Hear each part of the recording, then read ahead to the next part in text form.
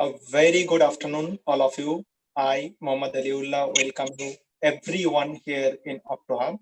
Today, our webinar is about telehealth and app-based vision assessment using artificial intelligence.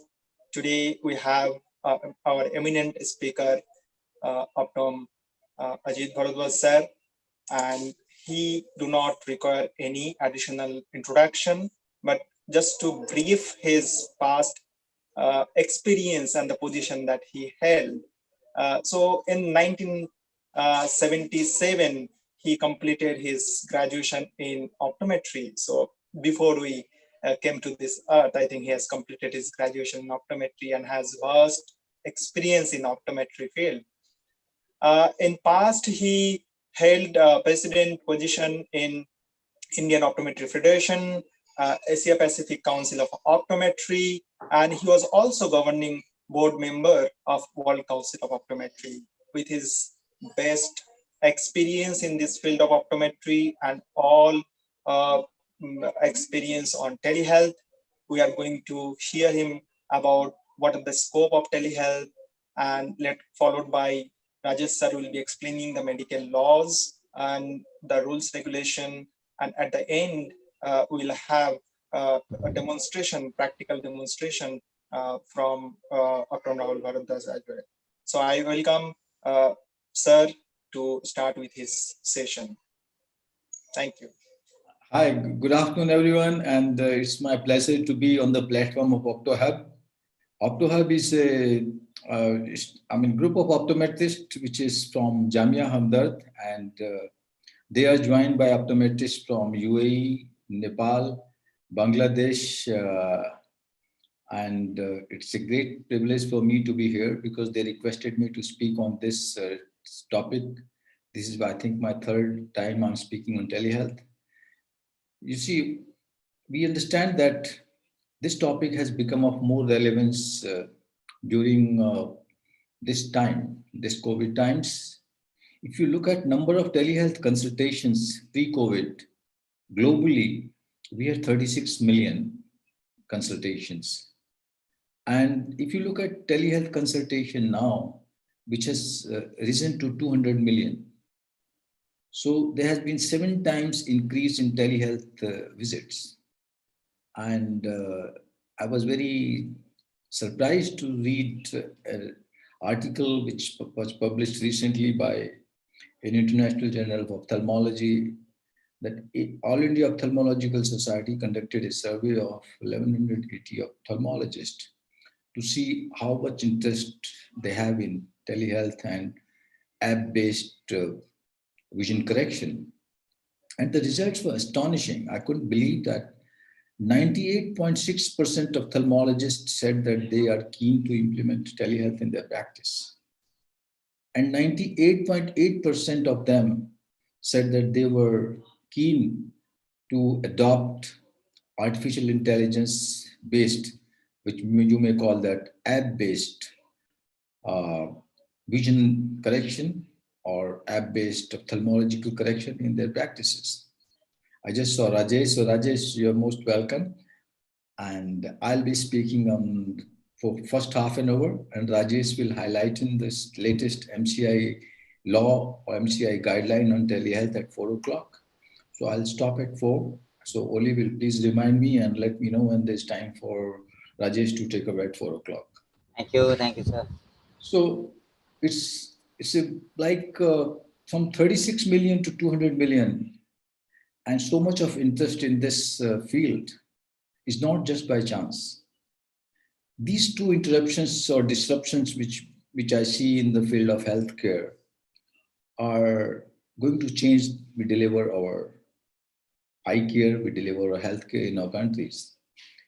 You see, if you look at the dynamics of healthcare, in past or even in present, we look at only 3 parameters. What is the cost? What is the quality, and what is the access? In past, what was happening whenever there was effort to improve the quality, the cost increased and the accessibility suffered. When we tried to improve the accessibility, The cost went so high and the quality dropped. So there was a need for technology to come, which could break this iron triangle, which we could not break in past. And now we are seeing emergence of, we see the hope that the healthcare delivery could be imparted with greater quality, with greater access at a lower cost. And this is what we are going to talk, and this is what we are going to discuss in next 3 hours today. And telehealth has become so much importance in this particular time. If you look at why it is becoming so important and why we need to discuss it more, let us understand first what exactly is telehealth. See, telehealth, I will not like to go in the definitions. I can give you the references where you can look at the definitions. My concept is that I like to explain to optometry or ophthalmology students who are joined, to give them basic understanding and to explain them in a way that they can gather more knowledge about it. So if you look at telehealth, the world comprises of two, tele and health. Actually, telehealth is a term which is accepted. Previously, it has been named as telemedicine, which was the original name. Which, if you look at this and break it into two, this has one is the Latin word, other is a Greek word, which means treatment of disease from distance. Tele is distance. Is telephone. Distance means phone by distance. Telemedicine, practice of medicine through a distance. Where distance is not a barrier and you want to practice any profession, you add tele to it, whether it is becomes teleradiology, it becomes teleophthalmology, it becomes teleoptometry. So this precisely is the definition of telehealth. And what we have just added is, how do you break the distance? We use communication tool, we use internet, just like in our education, we use online platform where educators teach their students. The only difference in telehealth is that healthcare professional is connected to public or to another healthcare provider, and this definition or this process is called telehealth. When we use only telemedicine, it means we are restricting that process only to diagnosis and treatment. So this is a term which is slightly, more restrictive. But if you want to use the term whereby you want to talk about disease prevention, you want to talk about health education, you want to talk about health promotions, so then we use the broader terminology, which is telehealth. So if I've been trying to make it more simple, telehealth is the broader term, and all other speciality in it are slightly lesser term in the sense that they are restricted to their particular field, and that is what it is. So coming back to why this telehealth at this time, you see why it became so relevant. All of you know that we had lockdown, and that because of that lockdown there were restrictions imposed, and the development which has happened in this telehealth industry in last 3 months, if you look at, it has not taken place in last 2 decades. It means 20 years of development has happened in last 3 months in telehealth industry. If you look at the number of companies which have invested, their shares have almost risen to 200 to 300 times in this particular field. And if you look at India's spending on healthcare, we know that we are a country which spends, if you look at our spending power, we are the number 4 lowest in spending our percentage of GDP. We spend just less than below 2% of our GDP in healthcare. And if I give you this figure, like if you look at per capita income in spending by the government, is around $209. This is the figure of 2018. While in US, they spend almost $10,586 per person. And that figure, if you look at last many years, we have just staggered to just keep that investment or keep that expenditure to almost from 1% to 1.2% to 1.3%. It is growing in just 5 to 10% every year, which is not substantial. But what bothers me more, I'm not worried so much about how much we spend, but what bothers me more is that where do we spend? Most of our spending on healthcare goes in building our secondary and tertiary care institutions. But most of our public is in our rural areas, where 70% of our population lives, the accessibility remains very poor. There are no healthcare centers. If I don't know the total figure, but I know what, as far as the eye care is concerned, government had planned 20,000 vision centers to be established way back in 1970, since 1976. And since 1976, today we have only 4,000 vision centers. But if you look at the investment in secondary and tertiary centers, our investment is much, much more than our target. We have surpassed the investment in our secondary centers. We have surpassed the investment in our tertiary centers. But our primary care still struggles with not even 20% of the target. So that is something that is a cause for worry. And as a result, what is happening is not that our secondary and tertiary centers are working very well. They are also paralyzed because all the people who need the services lives in our village, who flood our hospitals with the diseases which can be treated at the primary center. And that is why telehealth has become so much of relevance now.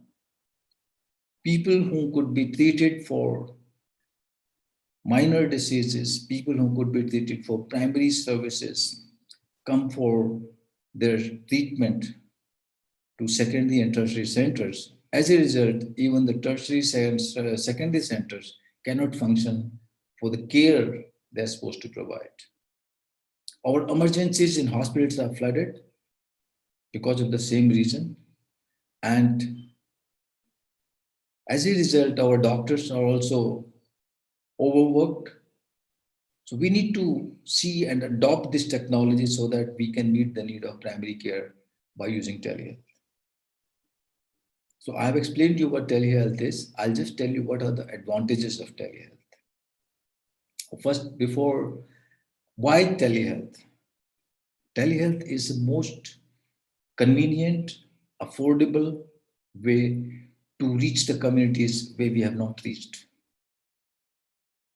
Telehealth provides a way of treating your patients at their convenience. You can increase the volume of your practice by treating or by meeting your patients at the convenience of your patient. At the same time, you can expand your clinic hours at your comfort. If you want to see a patient early in the morning at 7 o'clock, it is possible. If you want to see a patient at 10:30 in the night, it is possible. The number of visits to emergencies have reduced. The number of hospitalization in the hospitals can be reduced by using telehealth. Your emergencies, which are supposed to treat acute care, can be only taken care if you implement telehealth, because you can address the need of public at the primary centers, in their home. You see, the number of not only the admissions or readmissions, the visits, at the same time, the amount or the number of days a patient stays in the hospital, that also can be reduced because you can monitor the health need or the vitals of the patients remotely. You can measure the outcome of your surgery using telehealth. I'll explain it to you when time comes in the evening. How can an ophthalmologist measure outcome of his cataract surgery using telehealth? So telehealth is such a tool. It is the primary reason why we started telehealth, that you can avoid your visits to hospital, whereby you are not exposed to communicable and infectious diseases. Because the hospitals are the biggest source of infection. and number of visits neither is liked by the hospital authorities nor by patients. But you see, when you have one patient, you have in India, we have a tradition that you will have five escorts and five visitors to go with him to the hospital. So looking at the gain it has given to public and given to us, this has brought in a kind of, if I look at the private sector, today healthcare has become commercialized in the sense that they treat healthcare, our patients treat healthcare as a commercial activity. And they want to value for their money. They want to watch how much I'm paying for my consultation, and they want to choose what the experience of the healthcare provider is and how much the consultation is charging and who is the right consultant for me to provide a particular service. It becomes a healthcare has become a commercial activity, and there's no harm in it. If you look at the rising number of consultation that's happening on Practo, I think there was 7.2 million consultations were done on Practo a few months back. And during COVID-19, they must have risen tremendously. The number of healthcare platform has risen. And one good thing for all healthcare provider is you can add this service to your practice without any cost. You can you can have multiple practice without adding much cost to your existing practices. This is something a boon for every healthcare provider, and it gives you a lot of protection legally, which Rajesh will discuss in more length than me at this particular time. It gives you a lot of protection from public health or public consumer forums. So I see a great interest among every healthcare provider to be at forefront or to embrace this technology, and I see this trend emerging in such a way that it will become the mainstream of your practices. It will become your another clinic.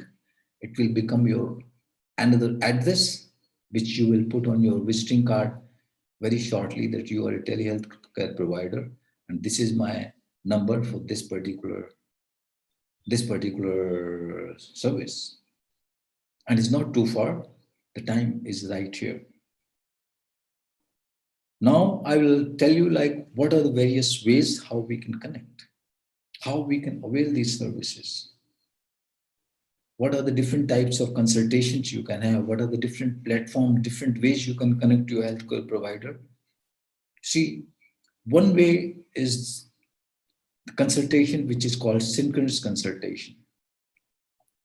A synchronous consultation is the one where you can see and talk to your practitioner, talk to your patient simultaneously.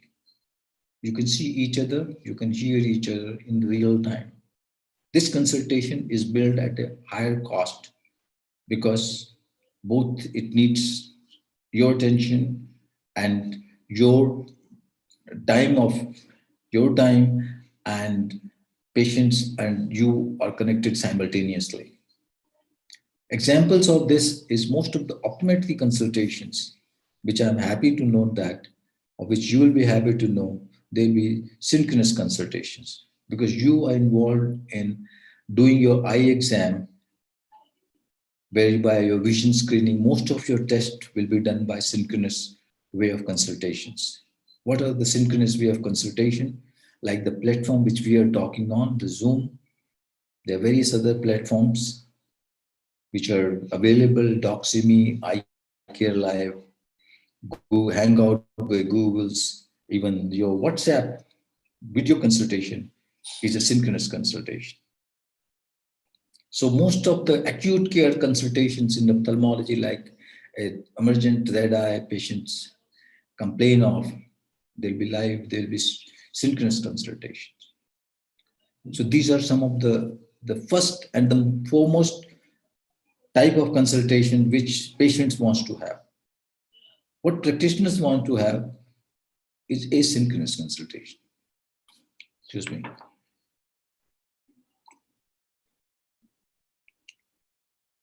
What is asynchronous is where You store and forward your health vitals. You write down your complaint. You send your pictures.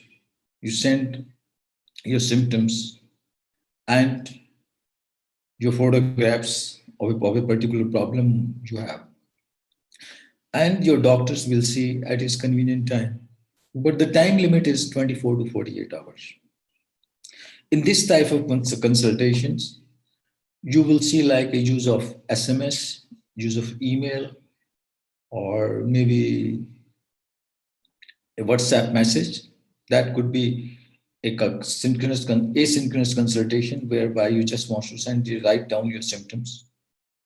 And this asynchronous consultation mostly used in professions like radiology, whereby you send your X-ray and the radiologist will see at his own time. In dermatology, it has the better application. In ophthalmology, if you look at maybe diabetic retinopathy, retinal images can be sent asynchronously because patients wants to see save cost, and practitioners also don't want to be rushed to be seen simultaneously. They also like it, and asynchronous consultations happens in diabetic retinopathy, grading, glaucoma detection, and uh, I think these are the two areas I will see uh, asynchronous consultation happening in our field. Then we have the third one is mobile health. The third type of consultation, what we call it, whereby patients wear certain mobile wearable devices. You must have seen a lot of people wearing smart watches. They wear Fitbits. They wear certain devices which they can put on their body, whereby your healthcare provider can get statistics and send the alerts on the patient's SMS. So this is the wearable medical devices is another emergence area of in telehealth. And the last one is called remote patient monitoring, which we also call RPM. This is something that's going to be a very big industry in time to come. Why I call it very big? Because it is going to be used for mostly in elderly cares. India will soon become a country with second largest elder population. And you will see that many patients who don't want to come to hospitals for chronic diseases, they will like to be treated at home by using remote patient monitoring. And what exactly happens in remote patient monitoring is that your blood pressure, your blood sugar, your heart rate, your oximetry, your other vitals are recorded in live times and sent to your healthcare provider sitting somewhere else. And whenever they feel any emergency, the patient is contacted in real time. And this is the fourth type of consultation. Another division of this is happening in more in US, which is I call virtual ICU observations, which is part of remote is whereby you have only the healthcare providers, not any patient. And these are the people who are watching the ICU admitted patients in different hospitals. There's one hospital which I mentioned is a hospital in Florida. This is called Mercy Hospital. There's no patient in that. But what they do is just that they observe 43 ICU units of different hospitals in different states. And whatever is the alert patient, any of the vital sign, patient feel a dropout is informed to the concerned clinicians. And when you use mix and match of, because in telehealth consultations, you will see that it is the decision of the healthcare provider what type of consultation he wants to give. And there's a one which is an interesting one. It's called hybrid. Hybrid is the one you can match synchronous. You can say, okay, this process I will do by synchronous. This consultation I will do by asynchronous. And this consultation you will have to come to me physically to for one-to-one consultations. So this is called hybrid consultations. So these are the 5 types of consultations which are part of telehealth. I'll repeat again: synchronous, asynchronous, hybrid, mobile health, and remote patient monitoring.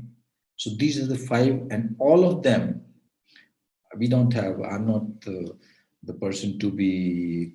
I mean, who optometrists are not reimbursed, so I don't know which code.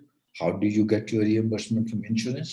But in other countries where most of the insurance companies, they have rates, they have the time limits allotted for each and every consultations, and they have a procedure. So if you're an ophthalmologist, I know that your most of the insurance companies, they have allowed uh, reimbursement of these consultations.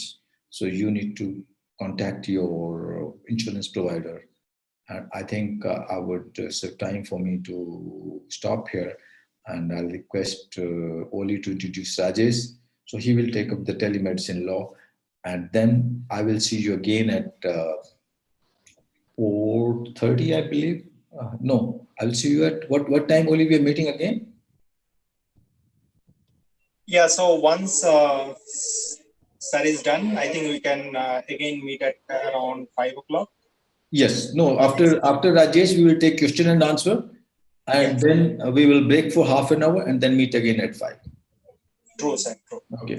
So Rajesh, please, for you to explain us what are the telemedicine guidelines, and Oli will introduce you so that I don't step into his shoes.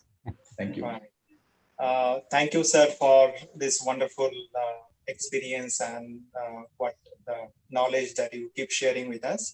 Now we all have Rajesh Wadhwa, sir, again one of the eminent optometrists in our field and graduated from AIMS, and he has a rare blend of law and medical ethics practice. So he's has that expertise into additional to the optometry, and he became our like uh,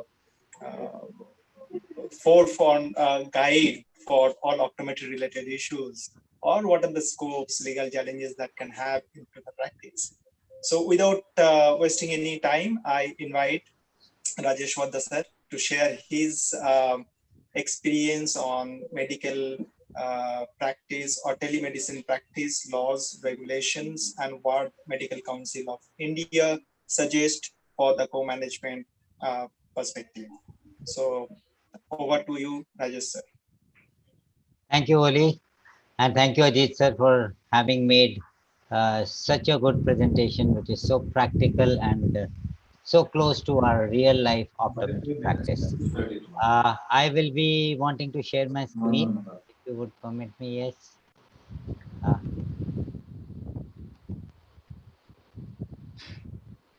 Oli, please permit my screen sharing. Yes. Yes, sir, you can do now.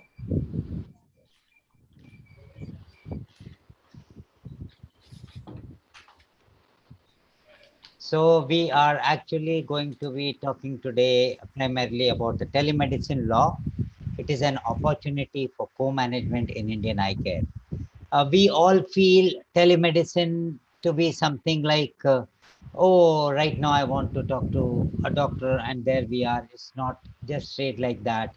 There are regulations, a lot of background work has gone into it. Uh, as has been just introduced, yes.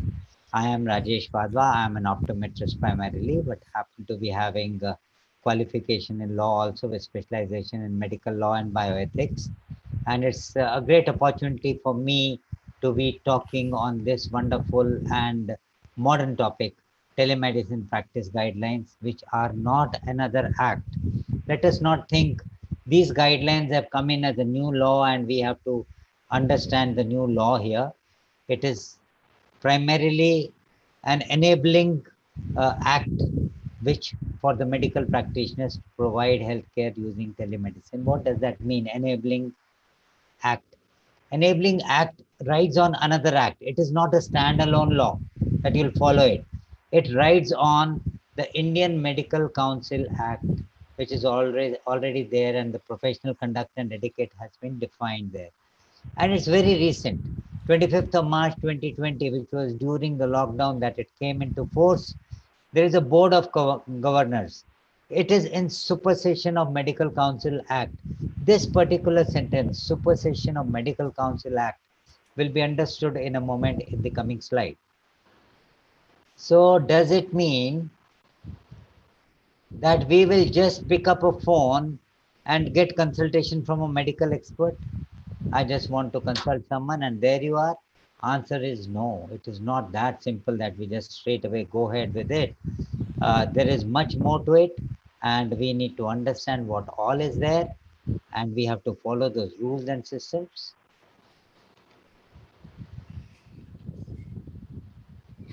We will be covering only the essentials of telemedicine guidelines here. So it is to prepare grounds for the talks that follow.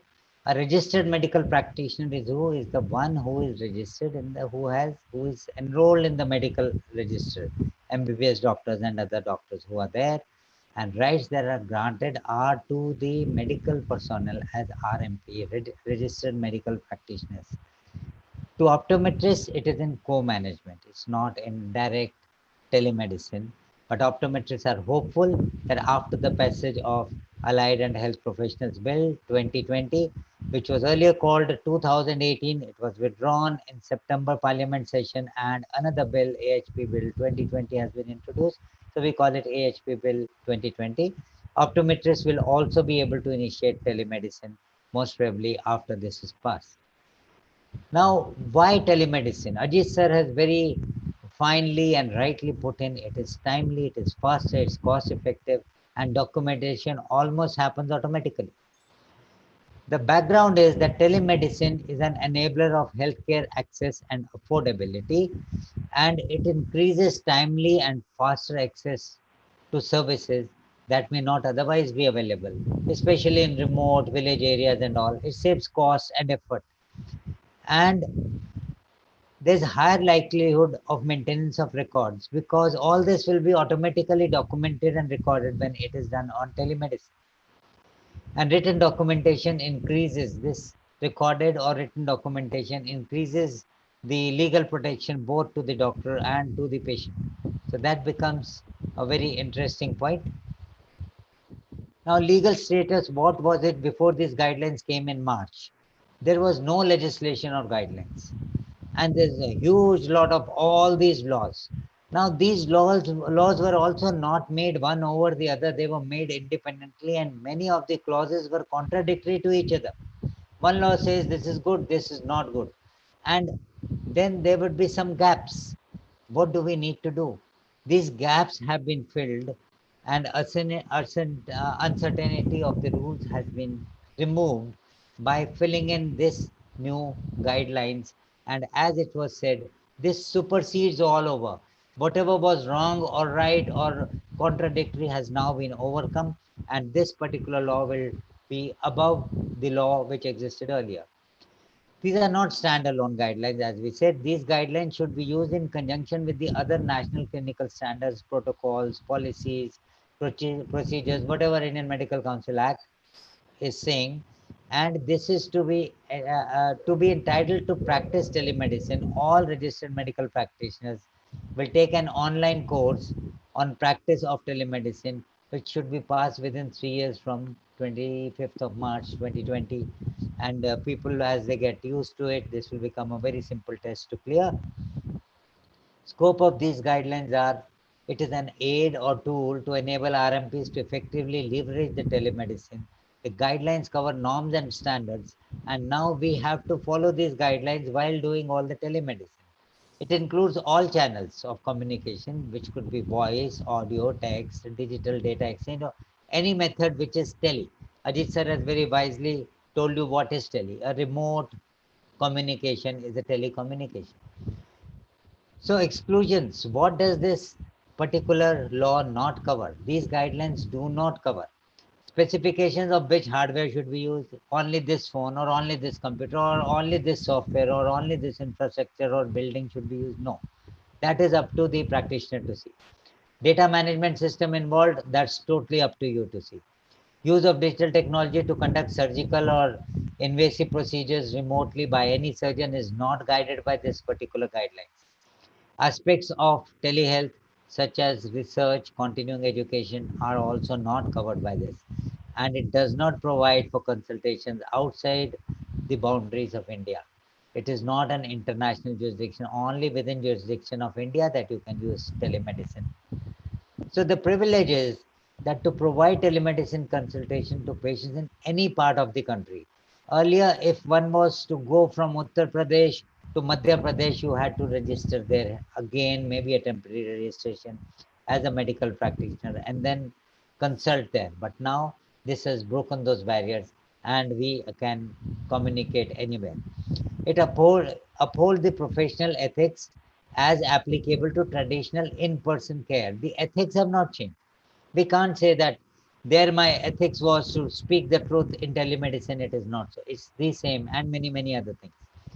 Telemedicine applications can be classified as per mode into four basic types. Ajit sir was just talking of synchronous or real-time communication. So mode of communication can be video, audio, or text. It can be timing of the information transmitted, just like real time or asynchronous. It can be the purpose, whether it is first consultation or follow up. These two have two different guidelines. Follow up consultation will have little different than what first consultation could have. Now, interaction between the individuals is involved. It can be any individuals which fall under telemedicine, not just patient and doctor. It can be patient and doctor. It can be caregiver. A person is looking after a patient who is bedridden, and this caregiver talks to the RMP. A health worker to the registered medical practitioner. RMP to RMP. I want to have information about that patient who is coming to me, and he was earlier your practitioner, your patient.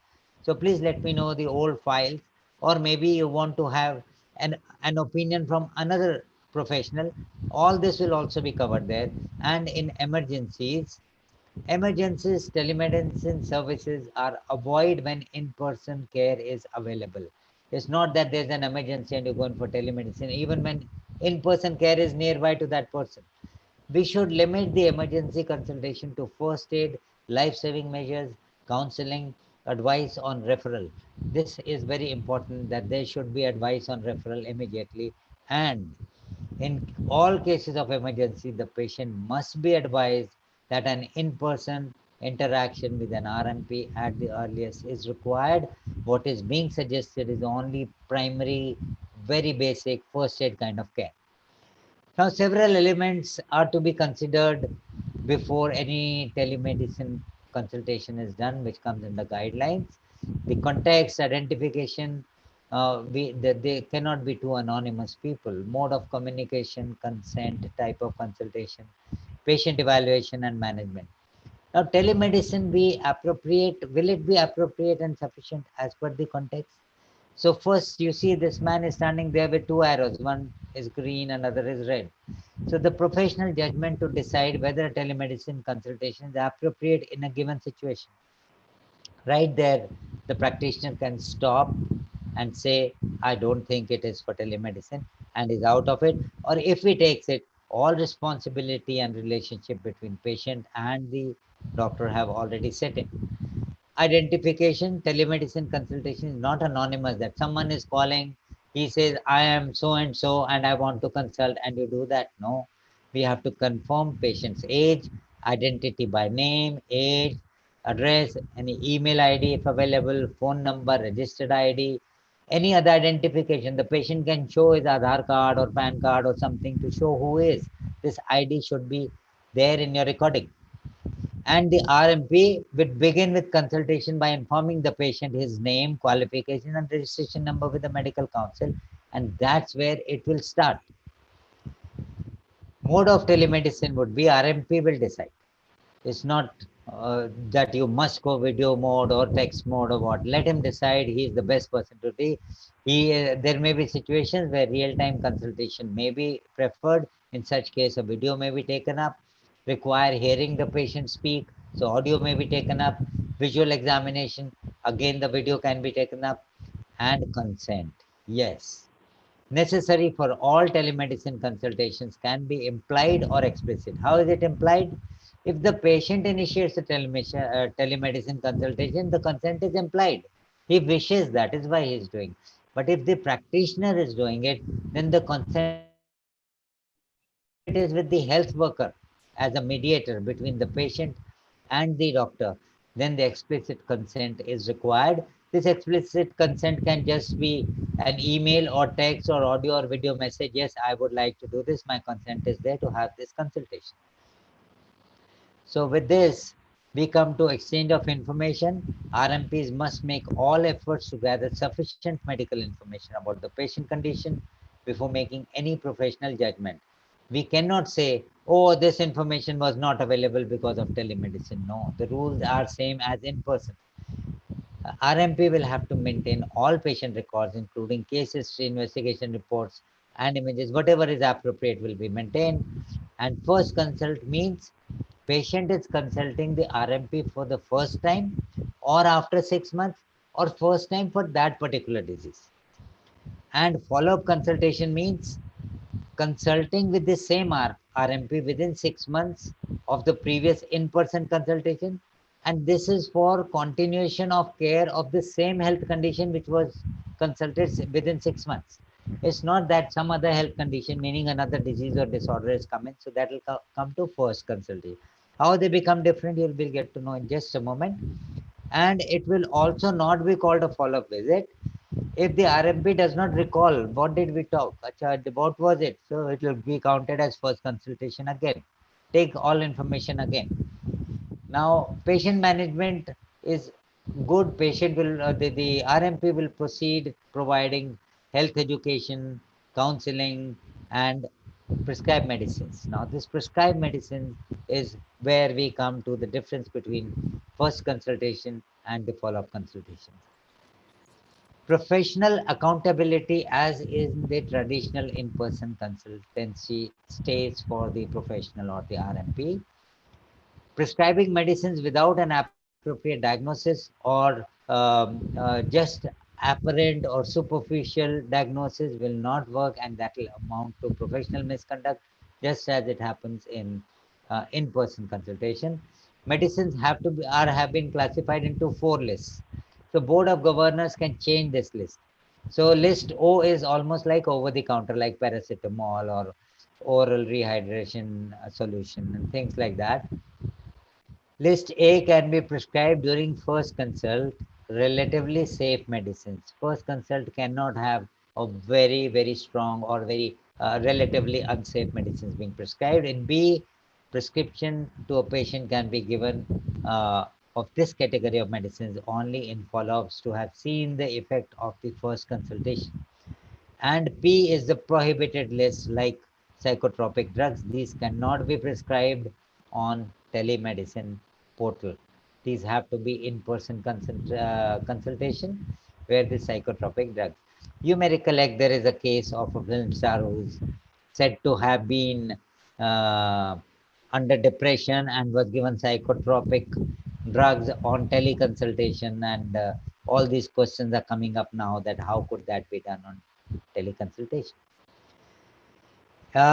The prescription is to be issued. Rules are same. Provide a photo or scan or digital copy of the signed prescription or an e-prescription, and patient can have it via email or via messaging or WhatsApp email or whatever maybe. In case the RMP is transmitting the prescription directly to the pharmacy, then there should be an explicit consent of the patient that he agrees that he will collect from that specific pharmacist, because patient may not want to reveal his medication to just anybody. This has to be done, and this mode will only be taken when the patient gives an explicit consent. Yes, I am ready for this. We have to follow principles of medical ethics, data privacy, and confidentiality. It will be misconduct if someone insists on telemedicine. Patient says, I want in person, and someone insists, no, you come for telemedicine. No, that will be a misconduct.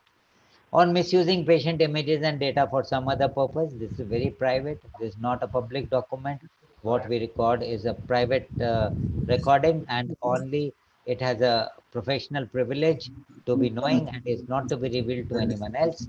Penalties are as per IMC Act, Indian Medical Council Act. ethics and other privileges of laws. Now, the last word is other duties of RMP are to maintain the whole digital trail documentation of consultation, everything he has to maintain, log or record of interaction, write down at this time for this many minutes on this phone number we talked, fee for telemedicine consultation, treated the same way as in-person consultations. It is not that you are exempted of anything, or it is free of cost, or it's not counted in your income tax return or whatever. It's all the same. And the receipt is to be issued for every fee charge, just like another. So we know that ignorance of law is no excuse to escape the consequences. We cannot tell the authorities, oh, I did not know this was the law. That's no excuse. So this presentation was meant to convey that telemedicine is well regulated like in-person practice and should not be taken lightly. Telemedicine route is opening up in India, and as per Rajesh sir, with enthusiasm that he has in his clinics, it's already opened up, and I think it will open up in many more very soon. A revolution in co-management in eye care is at its launch pad, and we need to explore the symbiotic relationship between partners of co-management, which are optometrists and ophthalmologists together. And Ajit sir will be giving you examples today. I am always available for any further queries. I'll be here for some time for any questions. Else, my phone number and email are displayed here. You may record those. I'll hold on here for a few seconds for those who may want to record. Thank you, Okay, sir, and for your thank you wonderful. very much. Thank you. Yes, sir. Rajesh, thank you very much for elaborate description of the law and interpretation of the law. I have just one comment that, I have seen guidelines of various countries, and I really must admit our regulators that these are the very, very easy and very, I would say, liberal guidelines.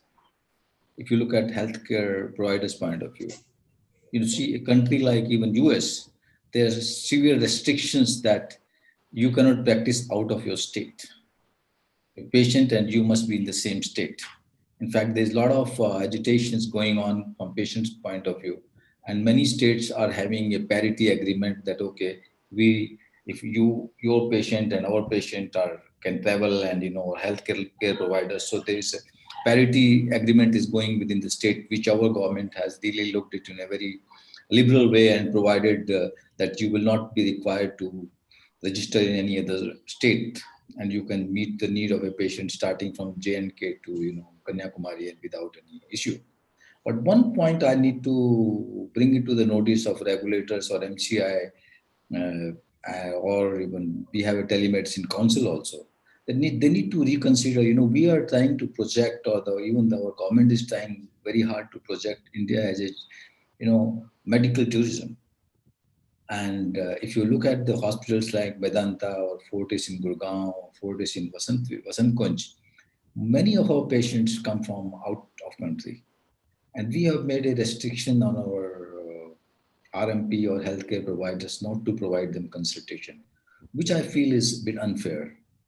First of all, I can tell you that there is no way you can find out from where this patient is getting consultation.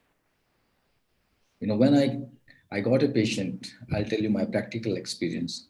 I got a patient who was in UK, and he wanted a consultation from an ophthalmologist, retina specialist to be precise. And I connected with an ophthalmologist here, and he said, I'm sorry, as per the law, I cannot give you the consultation because my MCI rule doesn't apply me to provide consultation to patients outside India. So I told the patient politely, and the patient asked me, but how are you going to know whether I'm in Vasant Vihar or I am in UK?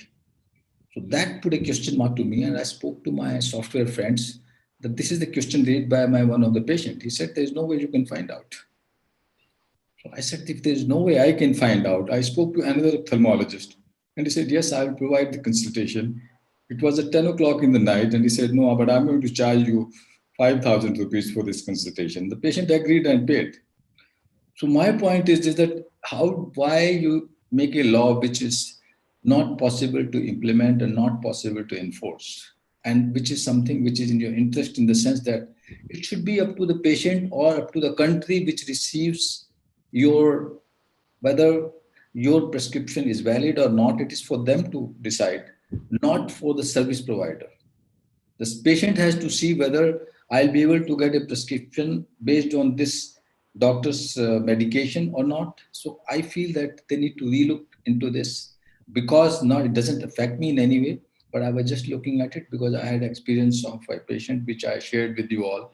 So there is no way that you can come to know from which state this patient is calling, from which country this patient is calling, or getting the consultation. So such laws should not be enforced, should not be made, which cannot be enforced. And number two is this, that I'm happy that the telemedicine guidelines also exempts, because when we're trying to learn something, there'll be mistakes.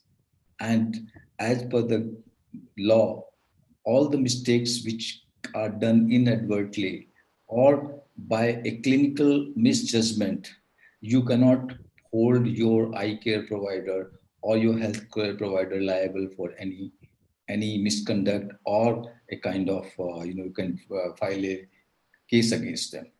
So this gives them a very good kind of background, the kind of confidence that need not be worried about implementation, and look into the way that we can enforce and we can implement it in all our practices. So for optometrists, it is free for all, because if there is no law, you can do anything and you can do everything, and you can't do anything. So what I would suggest now, I think, Oli, if you can just put us question and answer, because we'll be closing now, and at 5 o'clock we'll be meeting again at 5 o'clock, whereby I will be talking to you what are the different ways you can, put telemedicine into your business. Different ways to expand your business. That will be one topic. The second topic will be different areas of telemedicine.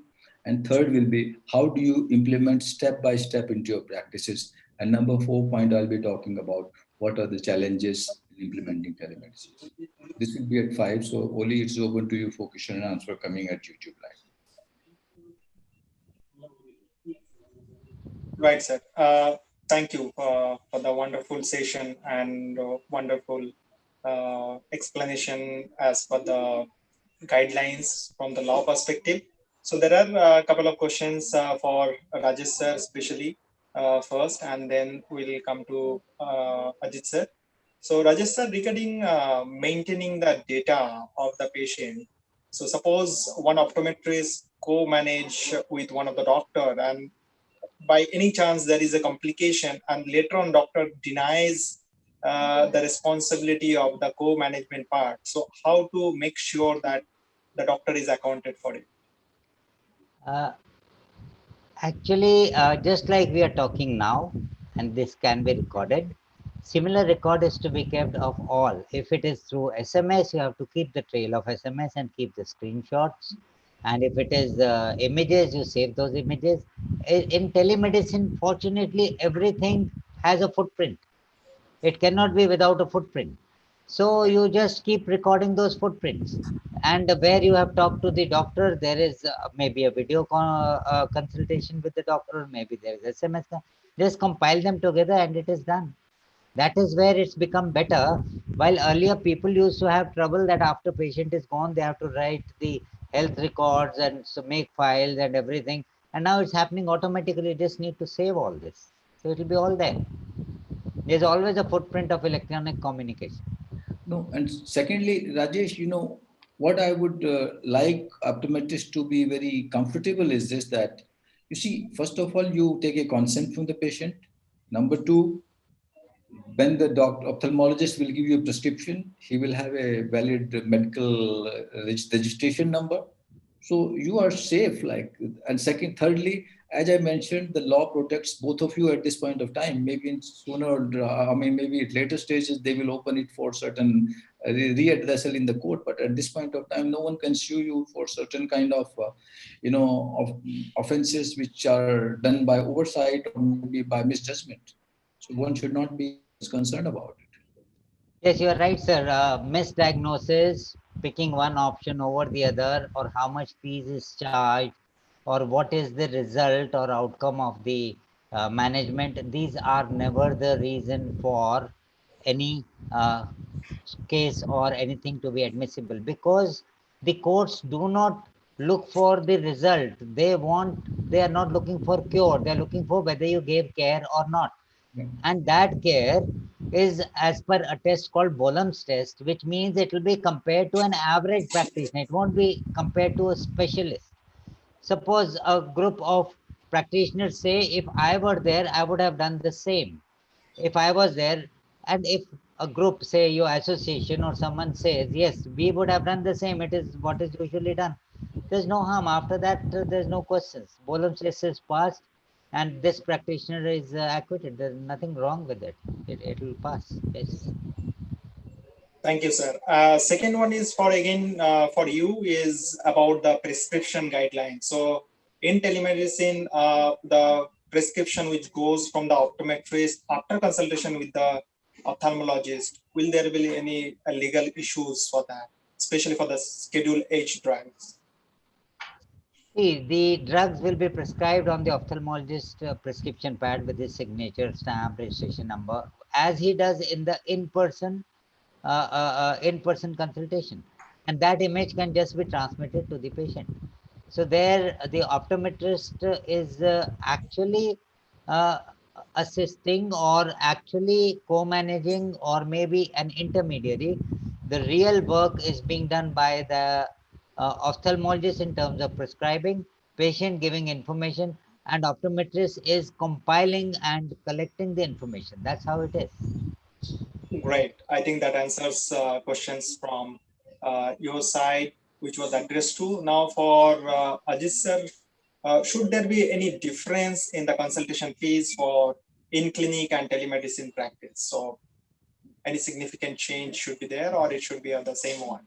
First, one thing you need to understand is that anything online is cheap. When you use technology, you are not using your equipment, you are not using the expensive space you have. And I would urge that new optometrists should, instead of investing in clinics, they should rather start telemedicine practices at home, whereby investments are low. When your investments are low, your fees should be low. As of now, I'm a bit skeptical that the hospitals, they are even charging higher than their average consultation, which is not a good practice. Idea is it that patients should benefit, and why patients love it is because the convenience added by the cost will really make this project more successful, more viable. And we need to reduce and keep your cost as low as possible for convenience of the patient. That's perfect. For the other questions, we are anyway coming next after the break, which will be step-by-step guideline for how to implement telemedicine or teleoptometry practice, and how it can benefit the optometry practice to increase your reach to the patient, or in fact, how to reach remotely, and also in clinic presence or in office presence of the patient, how you can increase that. So probably after the break, we'll come back with those questions. As of now, we take a short break. We will have a coffee break and we'll meet at 5 o'clock. Thank Perfect. you. Thank you, everyone. It was Thank you, wonderful being here. everyone. Thank And you. we'll Thank be you. back by 5 o'clock. Thank you. Thank you.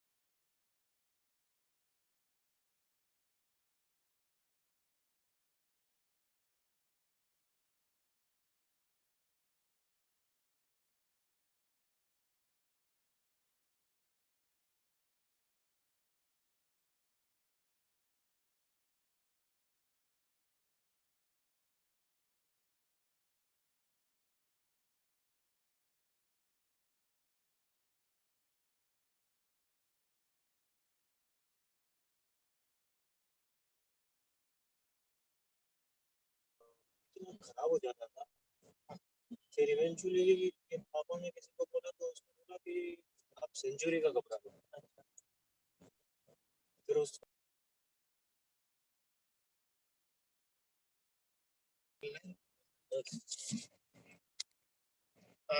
sir, what is the process now? How you are taking forward? Sorry.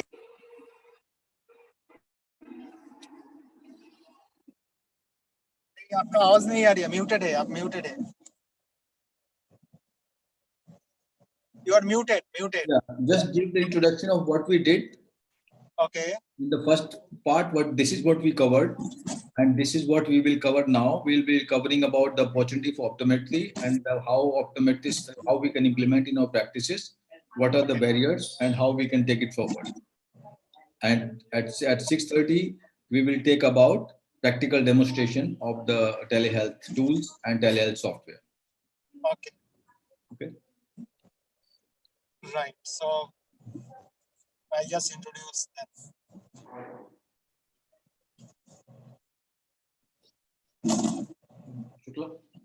Good evening, friends. We are back once again. Welcome to the second session of this teleoptometry practice session.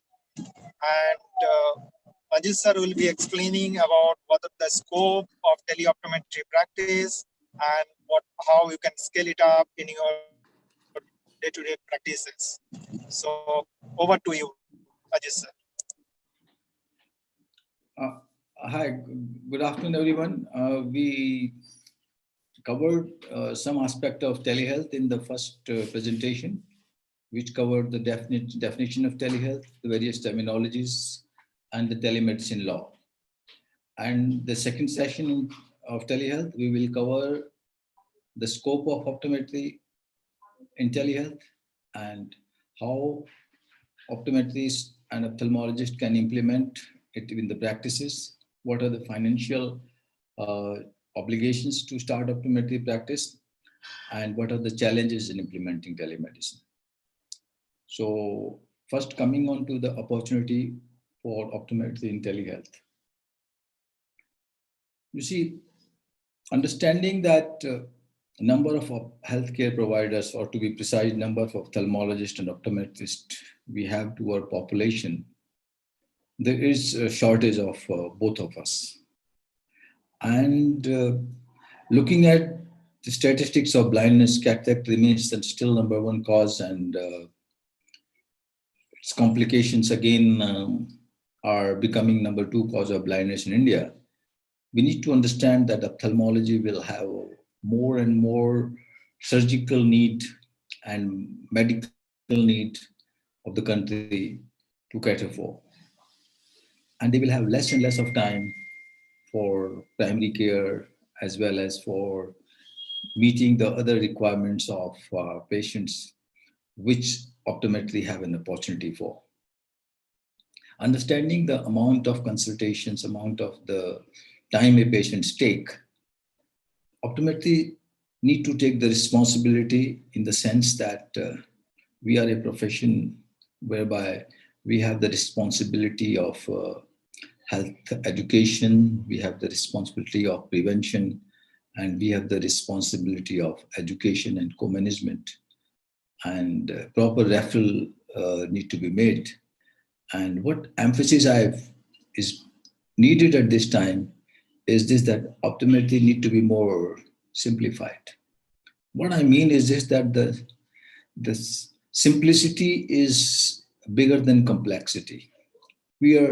I see more and more optometrists are getting involved, more and more diagnostic, highly sophisticated machines, interpretations. And I need to see optometry more in public health role. And telehealth provides us that opportunity and that forum. And fortunately for us, the focus of our government to provide every village with, there was a recent announcement by Prime Minister that every village of the country will be connected with high-speed internet. And even there is a project of laying internet cables to as far as Andaman and Nicobar is going on at this particular time. I see this is the great opportunity for us to take responsibility of primary care and carry on or start the work of primary eye care for public health need. It's not long if I look back in 2006, no one in India had internet connectivity. And today we have 463 million people with internet. And this is within 2 years' time, this is going to grow to almost 800 million subscriber for internet. 80% of our adult population will be connected with internet. So what does it mean is that everyone will have access to internet connection within India. And 800 million means a lot. That it means we will have 3 times the number of subscriber as compared to even US in India. And this is something that we can explore by utilizing telehealth and implementing practices, looking after the 70-80% of the people living in rural areas. See, I get many applications that there are many optometrists looking for job, and I just don't see a reason that with the 4 years of qualifications and with very little investment in the system of telemedicine, why I feel there is a great opportunity for starting telehealth in your practices even, and the time for you is right now. And in this topic, I'll be giving you a practical step-by-step method for existing practitioners, how they can expand their practice, how they can streamline their practices by using telehealth. At the same time, what are the various steps one by one to practice telemedicine using different platforms, and what are the challenges what we have in implementing telehealth. Coming back to the new practices, as I mentioned, that it needs little investment. And if you say a little means that setting up an optometry or I will not know about ophthalmology clinic, but an optometry clinic setting up initial equipment cost itself can run into 5 lakhs minimum, only the cost of equipment if you start looking at only the slit lamp and auto refractor as the basic equipment. So, and if you look at the total investment in telehealth, I will not see it more than 40 to 50,000 rupees to set up the basic telemedicine practice in your home or in your clinic or in your new place, wherever you are. So implementing it is just a question of your will and a question of your decision. And I would like to suggest that each one of you should have today or tomorrow a telehealth address on your card. Everyone should start up because it doesn't take long time. It doesn't take more investment on anyone's part. Looking at existing practices, if you are an optometrist or an ophthalmologist and want to expand in another new location and you don't want to employ an optometrist, telehealth is the way to go forward. In US, many optometrists, they have multiple clinics and they have stopped going to different clinics. They sit in one and operate 3 clinics. Patients load, whether it is ophthalmology practice or optometry practices, have reduced. Let me tell you, I was reading the figures of the professions which are affected badly in healthcare. And ophthalmology stands at number 1 profession that is hit the most by COVID-19 patients inflow. Number of patients coming to ophthalmology specialty are drastically reduced as compared to any other healthcare profession's practice. So one ophthalmologist or one optometrist can manage 3 or 4 practices. Most of the ophthalmologists travel from one hospital to another, and some optometrists do travel from one clinic to another.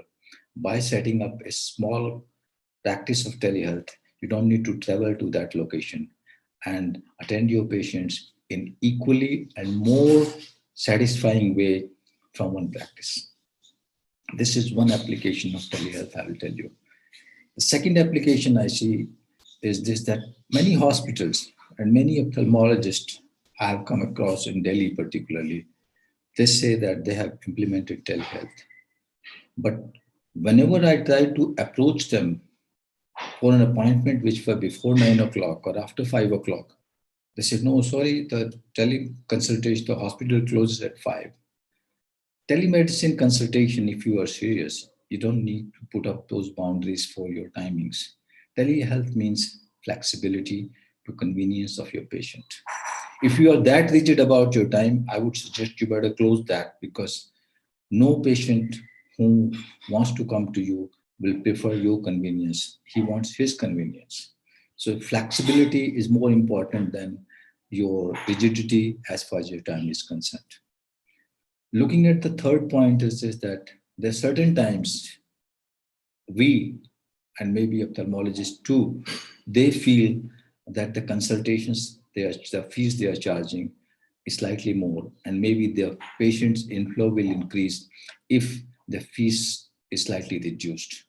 What I mean is that cutting cost from patient perspective means keeping your consultations fees lower for public. It means going to areas which are far off. That's what I exactly mean. That if you want to set up a practice in a locality telehealth whereby your fees can be lower and there cannot be any compromise on the quality of service you deliver, I would suggest that you can experiment by opening an outreach program for your existing clinic from your hospital or from your optometry clinic or from your existing place wherever you are practicing. So these are the various applications which I told you. One is venturing into new locations, keeping the same quality, venturing into going to different hospitals, and third is reaching to the unreached. So these are the three areas of telehealth. Number fourth opportunity, what I see is that, interestingly, this times the telehealth consultations have opened up our collaborations, our communications with our colleagues much more than what we had in past. I have more interactions with ophthalmologists of different specialties now than what I had in last 40 years. And the obvious reason is this, that we are open to exchange, we are open to discuss, we are open to understand each other more than before. And that's not just with ophthalmologists. I interact equally well with my podiatrists around, with my pediatricians around, and with other healthcare professionals too. And this is the area now we can seek cooperation from each one of them to get your patients for telehealth consultations. So this opportunity which has opened up, I would suggest that this is an area in which each one of us need to spend more time. And I'm sure there should be some educators.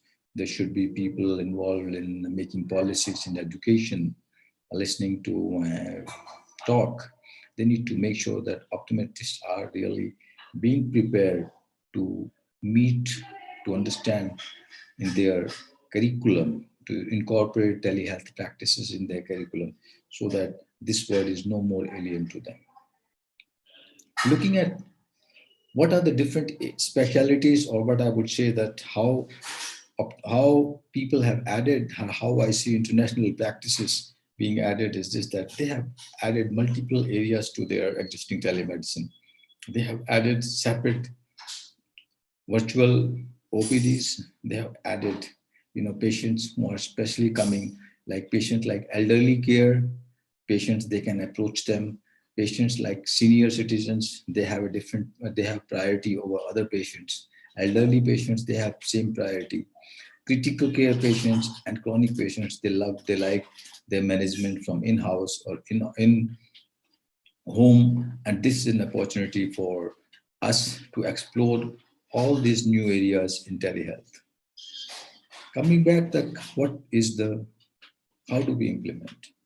If you have a computer and if you have a software, you can implement telehealth right away from tomorrow.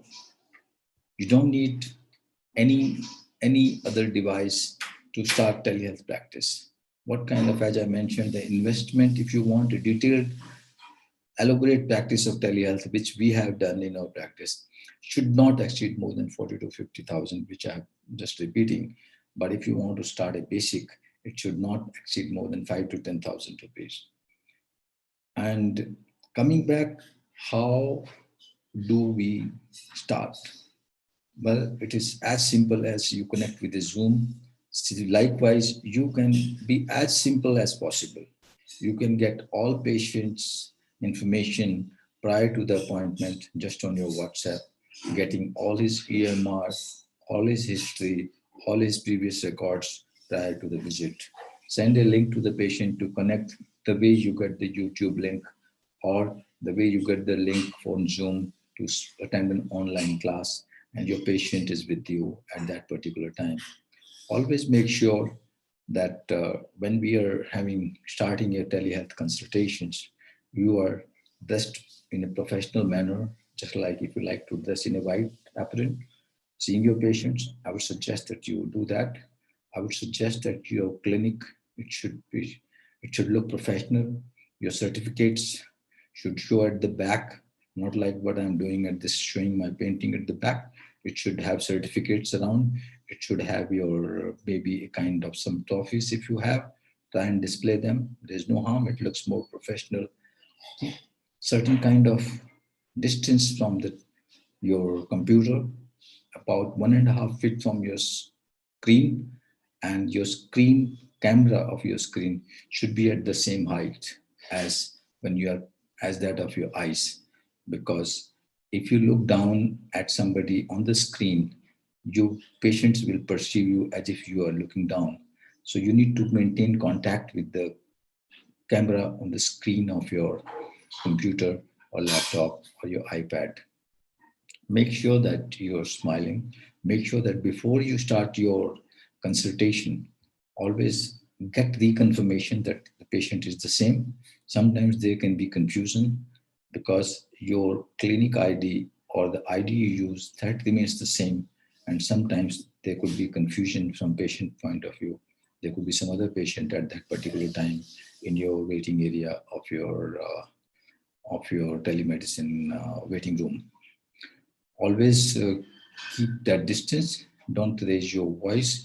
Keep your moderate voice, the tone which you feel that as if you are speaking in a classroom. Your speech should be like that of a teacher. I like the way our Professor Monica speaks whenever she is attending. You speak, be loud, be clear, be audible, as if you have to reach at the bench of your class, and make sure that you are not, sitting on a sofa or a couch. Always sit on a professional chair whenever you are attending or listening to patient. Before you start, always make sure that all the disturbances within your clinic or within the area where you are starting your protocol are not giving an impression of privacy break or intrusion of the privacy of your patient. Because when patients are visiting your clinic, they feel secure that there is no one. And patients should get that the same feeling that yes, when you are getting a synchronous kind of consultation with your patient, patient's privacy is maintained and there should be no one around when you and your patients are interacting for any synchronous consultation. Coming back to I have told you about the height of your camera. I've told you the tone of the speech. And more important is this, that the ophthalmologists need to see that when they consult, they need to clarify, they need to tell their experience they have in the field. There's no harm in telling they need to share their registration certificate. It's better that they tell the patient the institutions they passed out, because it inspires more confidence and more transparency on the part of the healthcare provider with the patient. And it's always better that everything is communicated to the patient prior to starting or during the consultation period. Detailed history, detailed health analysis, all the vitals you need to collect, and whatever is your particularly some ophthalmologists who have habit of making a prescription without writing a diagnosis, that's not allowed in telemedicine. Whenever you have to write a prescription, make sure that a provisional diagnosis is always mentioned whenever a prescription is out of your hand or given to the patient. So these are some of the tips what I would suggest that I could guide to during the implementation. And what are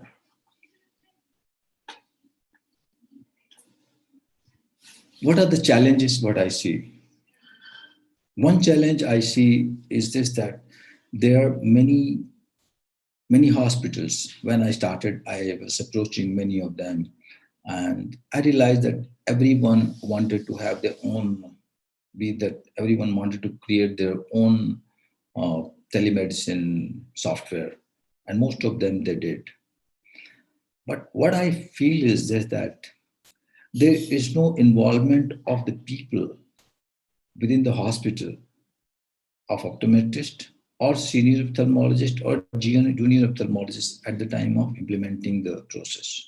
It is the management who implements the decision of telemedicine, and once that decision is taken, it is implemented, and then people are asked to be a part of it. I feel that's a big challenge, because whenever I approach a hospital, I feel a reluctance on part of senior ophthalmologists. I don't blame them, because they have so much of waiting outside their practice. Why should they come out and attend a particular clinic or particular patient out of the priority? So I would suggest that if they are taken into confidence at the time of implementation, then it will be much better and easier for the authorities to implement those. Not only in India, there are many countries in Latin America, many ophthalmologists, not only ophthalmologists, but many doctors of specialties, they said that they will not take on patients for telehealth. I don't know the reason, what was the reason, but the government has to pass a legislation that these are the days and these are the time you have to practice telemedicine for the convenience of your patient. You see, even from our government perspective, that we have laid out Ayushman Bharat with a huge project, and that is only for tertiary care. Why and how a patient will reach at a diagnosis without making a multiple visit to a hospital to reach or to finalize what kind of surgical procedure he need to do? Why can't we make telehealth as a part of initial consultation for every Ayushman Bharat treatment? Why a patient need to visit multiple times to a hospital from his village to a hospital to increase out-of-pocket expense for people who can't afford? We need to understand the amount of time period, the livelihood, not only of patient, but number of visitors they come with the patient for simple diagnosis first. So we have to see that implementation in government, implementation in rural, implementation in public projects. Coming back to school screening, you see, we have a wonderful project whereby our eye care provider, they go to schools and do school screening. And I read many times that even the teachers are being trained for school screening. Let me tell you, teachers, they are already overburdened with their own work. I have done multiple of visits to schools to supervise some of the school screening project, and they have no idea, irrespective that that number of hours or number of amount of energy, amount of money ministry must have spent on schools teachers training program, but they have no inclination to participate in your vision care program. It is the responsibility of eye care providers to make sure that every child is screened, and I feel that there need not be a discrimination of services for in any healthcare system in any country. If you live in a rural area, your cataract need not to be identified by a ASHA worker or Anganwadi worker, which is happening in India. And if you just look at the statistics which came from NPCB recently, the number two cause of blindness in India is not any other disease, but the complications post cataract. Post operative cataract surgery have become number two cause of blindness in India. An obvious reason is either we or identification process is not proper, or our post-surgical care is not proper, and that need to be improved. And what I suggest is telemedicine offers both, whereby same professionals like optometrist and ophthalmologist, which monitors, which detects, which diagnose patients for eye disease in cities, also can same professionals can take care of rural population using telehealth. You don't need to visit a school personally to conduct a vision screening program. Optometrists sitting in optometry institutions of who are the postgraduate doing their postgraduate degree, or ophthalmology institutions can conduct vision screening from their own hospitals or from their own optometry institution, taking out this burden of vision impairment within the population of for the school screening projects. And I was discussing about the barriers.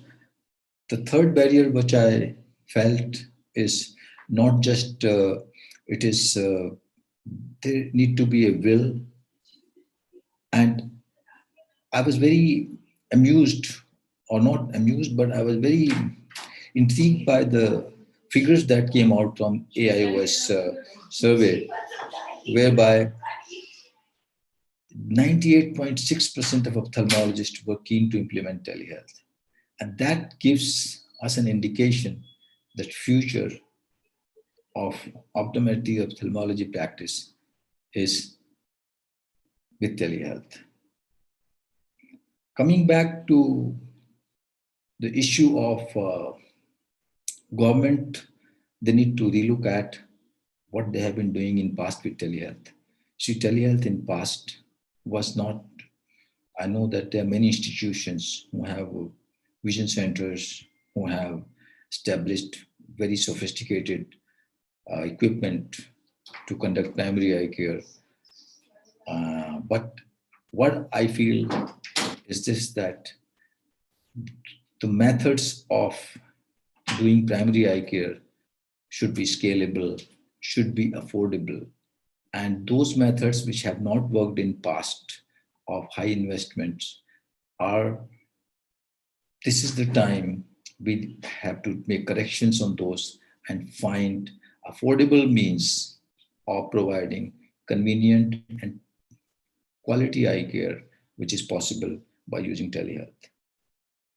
Well, I think I have covered what theory part of the most of my presentation is, and if post this, because sometimes you may feel that we are just talking through our hat, it doesn't really happen. How it happens, how you can measure vision, how you can measure color vision, how you can measure contrast, how you can do refraction of a patient, how you can provide vision screening in a school without going there.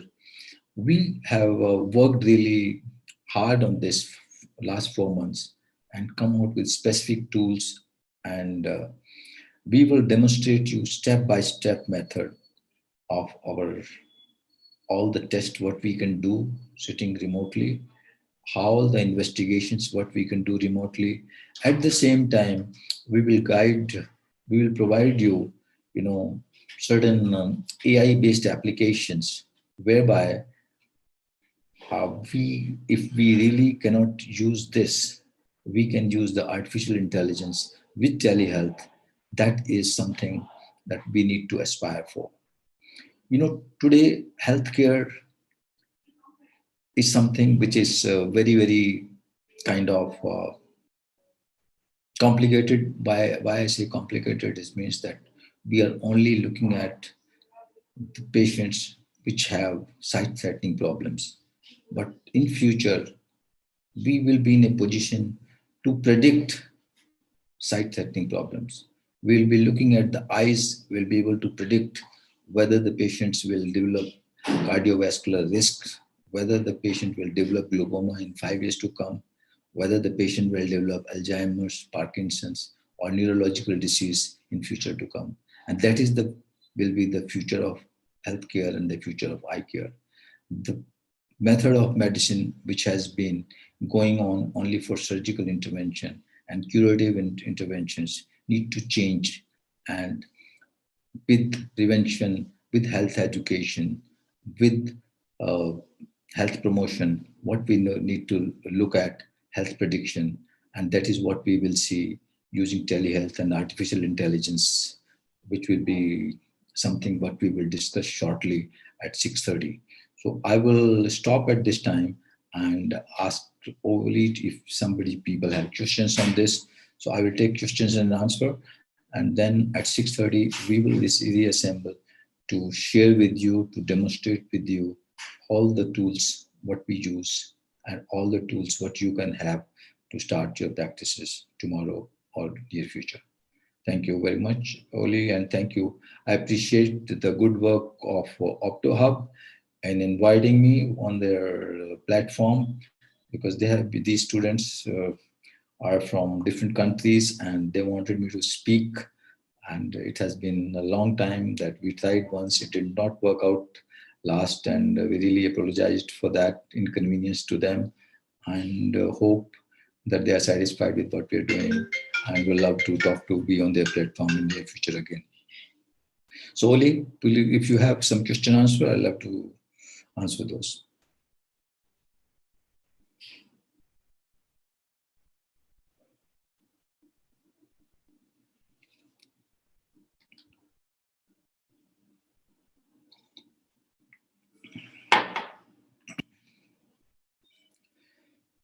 Is Oli there, or he is not?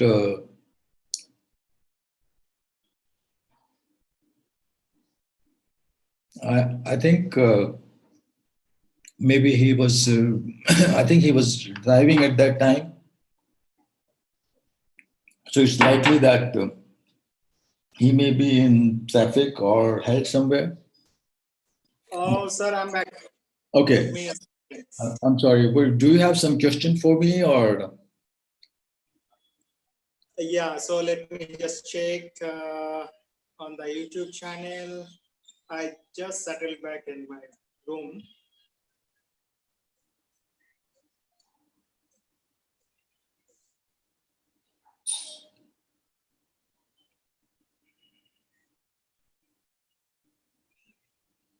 I'm just trying to.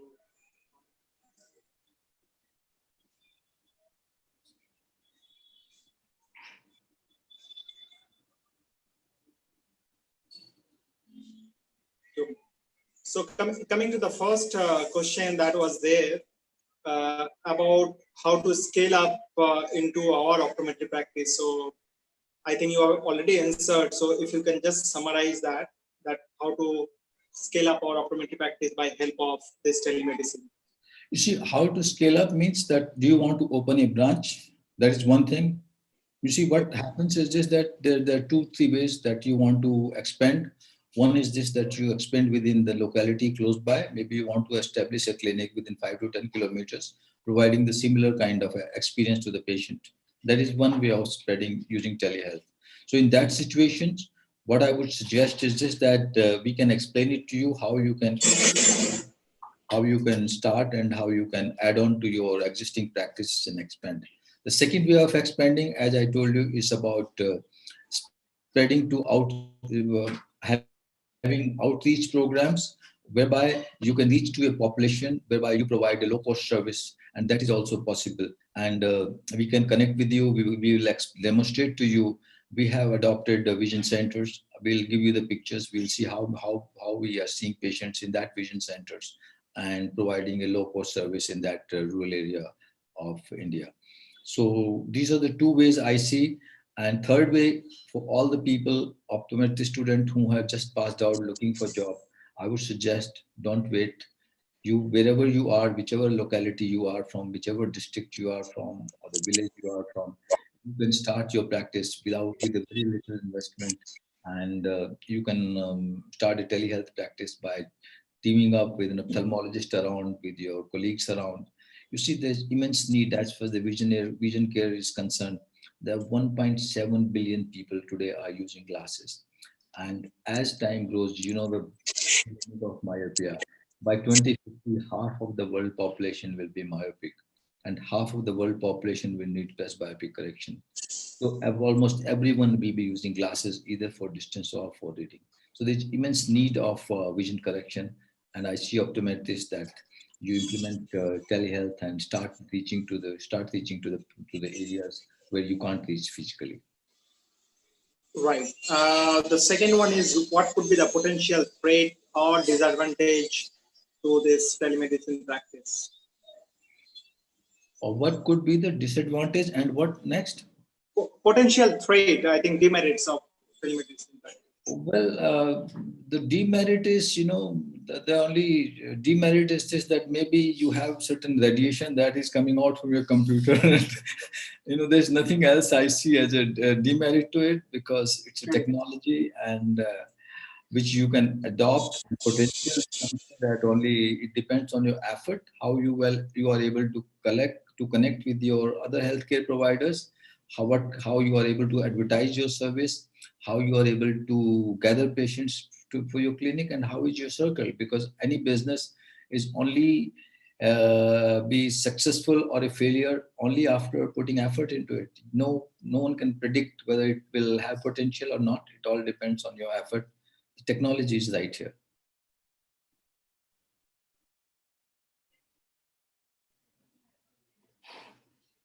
Very true, sir. So these are the primary questions which are there regarding this telemedicine. And probably we can start with the practical demonstration session if you wish to go ahead. Actually, we gave everyone the time for 6:30. So I think it's better we reassemble at 6:30. I will also get a break and gather all the tools from different places lying around. So I'll be able to do that. Give me some time. At 6:30, we fix the time. We'll get back at 6:30.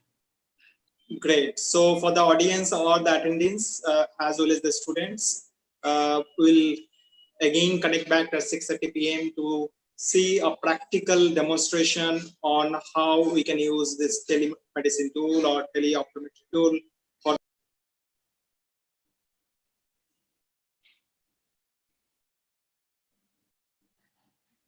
Thank you.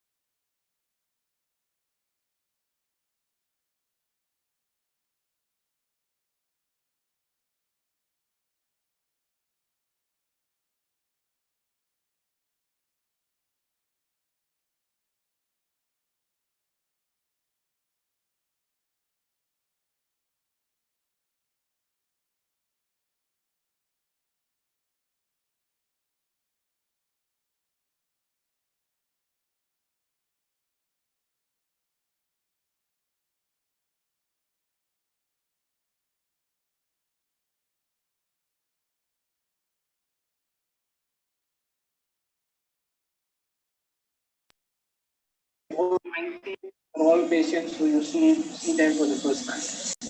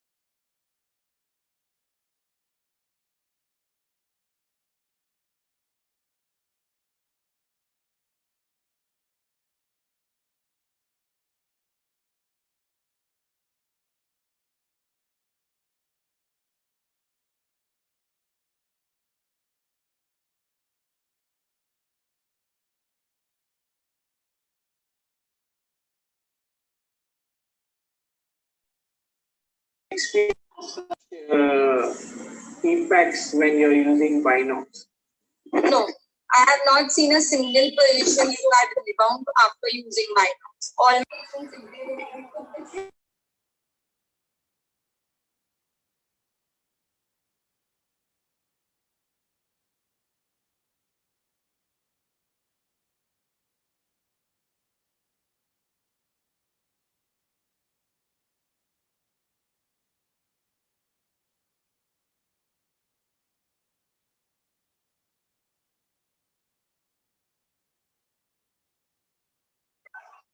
patients seriously stop this.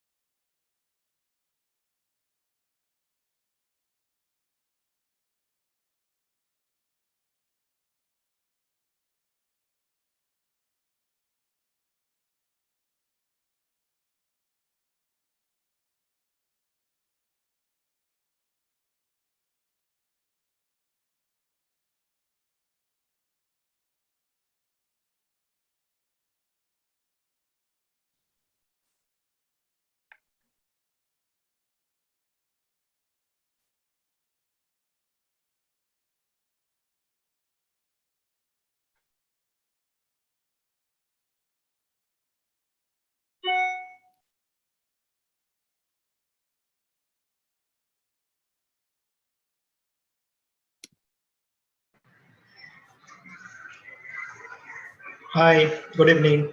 Hi, good evening, Ani. How are you? I'm fine. How are you doing? Good. So you have another 5 minutes or so. Yeah. And then- Am I visible? Is it fine to see?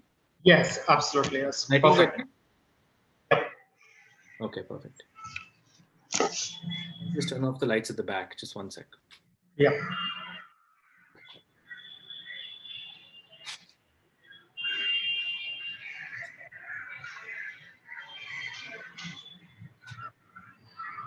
Previous is better. पीछे पड़ी जाए टेढ़ा टेढ़ा ना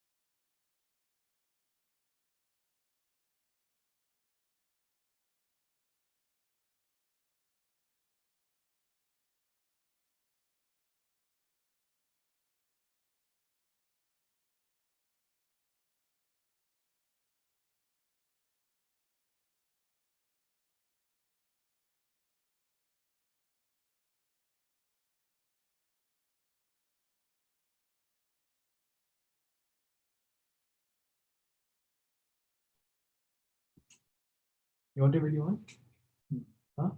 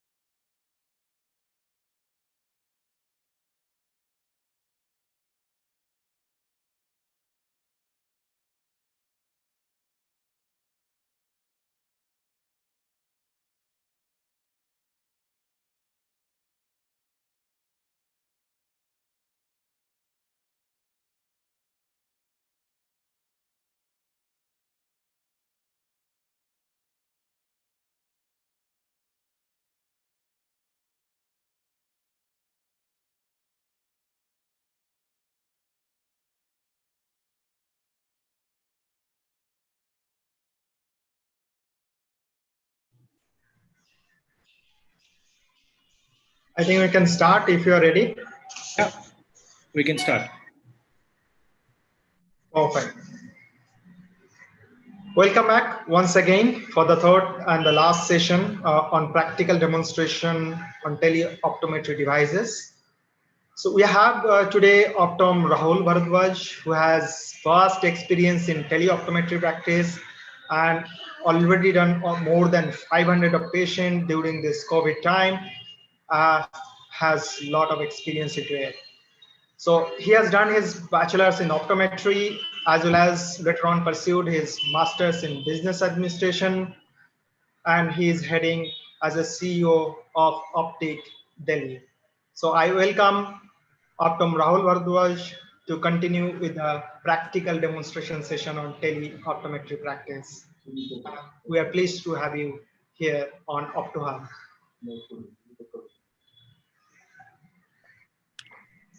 Thank you, Oli, for such a wonderful introduction.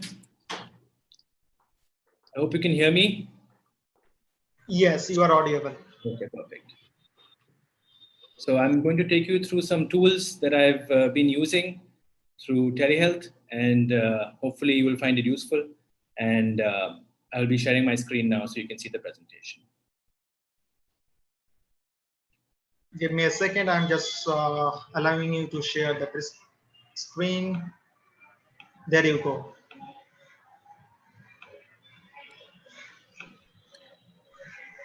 Go ahead.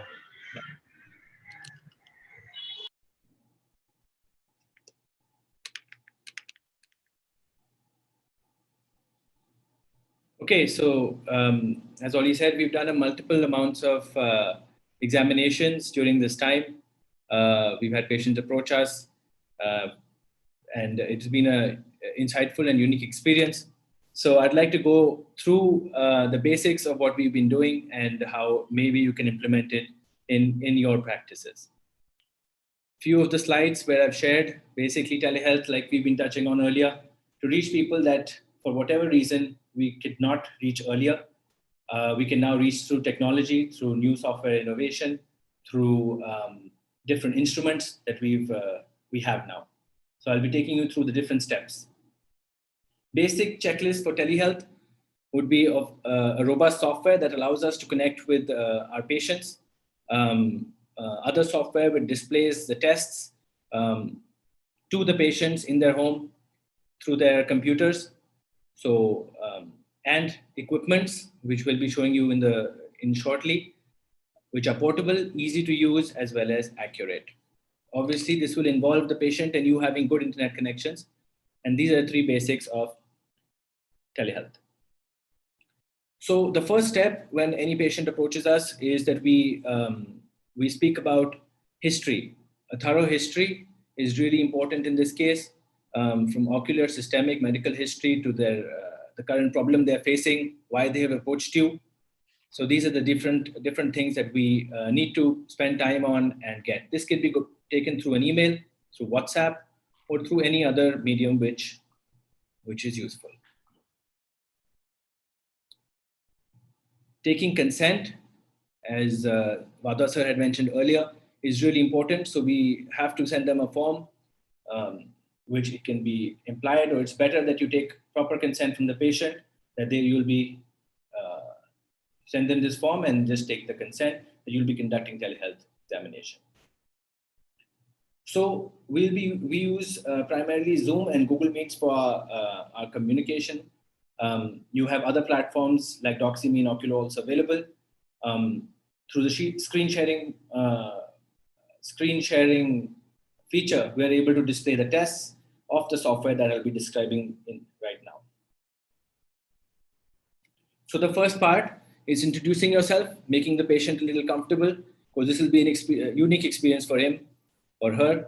So share the process of what you will be doing, what examinations you'll be running, and go over the history again so that you understand the problem or the complaint of the patient better, and they understand what you are about to do. So the first test that we conduct is visual acuity. So that is done at 2 meters. You can display a chart, and through screen sharing, you can assess their vision either with and without glasses. If they have glasses, great. In the history process, if you should be able to take their prescription if they have it handy. If not, you conduct the unaided and the aided vision. Again, moving forward, the near visual acuity can also be tested. You display the 40 centimeter charts on their screen, make sure the working distance is fine, and basically conduct a test. A few things the patients will need for these tests are obviously inch tapes, because you need to measure the distance between the screen and the patient accurately. So an inch tape would be good for 2 meters as well as 40 centimeters. So you're able to accurately measure the distance. And other thing would be an occluder. If they don't have an occluder at home, you do it with a spoon. So these are two things that they will be needing. Contrast is another thing we measure. We have in our software, we have these contrast sensitivity charts where you can assess and address the contrast and decrease in contrast, which can be important to check for any underlying retina condition. Color vision is another part of the test that can be done online. The charts can be displayed, one eye can be occluded, and you can do one eye at a time and conduct the color vision tests. Another important test that we do is AMSLR, which is important for any neurological problem, ARMD and other things. Glaucoma, there are certain charts that are available which are for glaucoma. So we have all of those where we conduct and we check any deformity in their retina. Another test that we run through is the red desaturation test, also available, and any peripheral distortion or deformity in the retina can be assessed.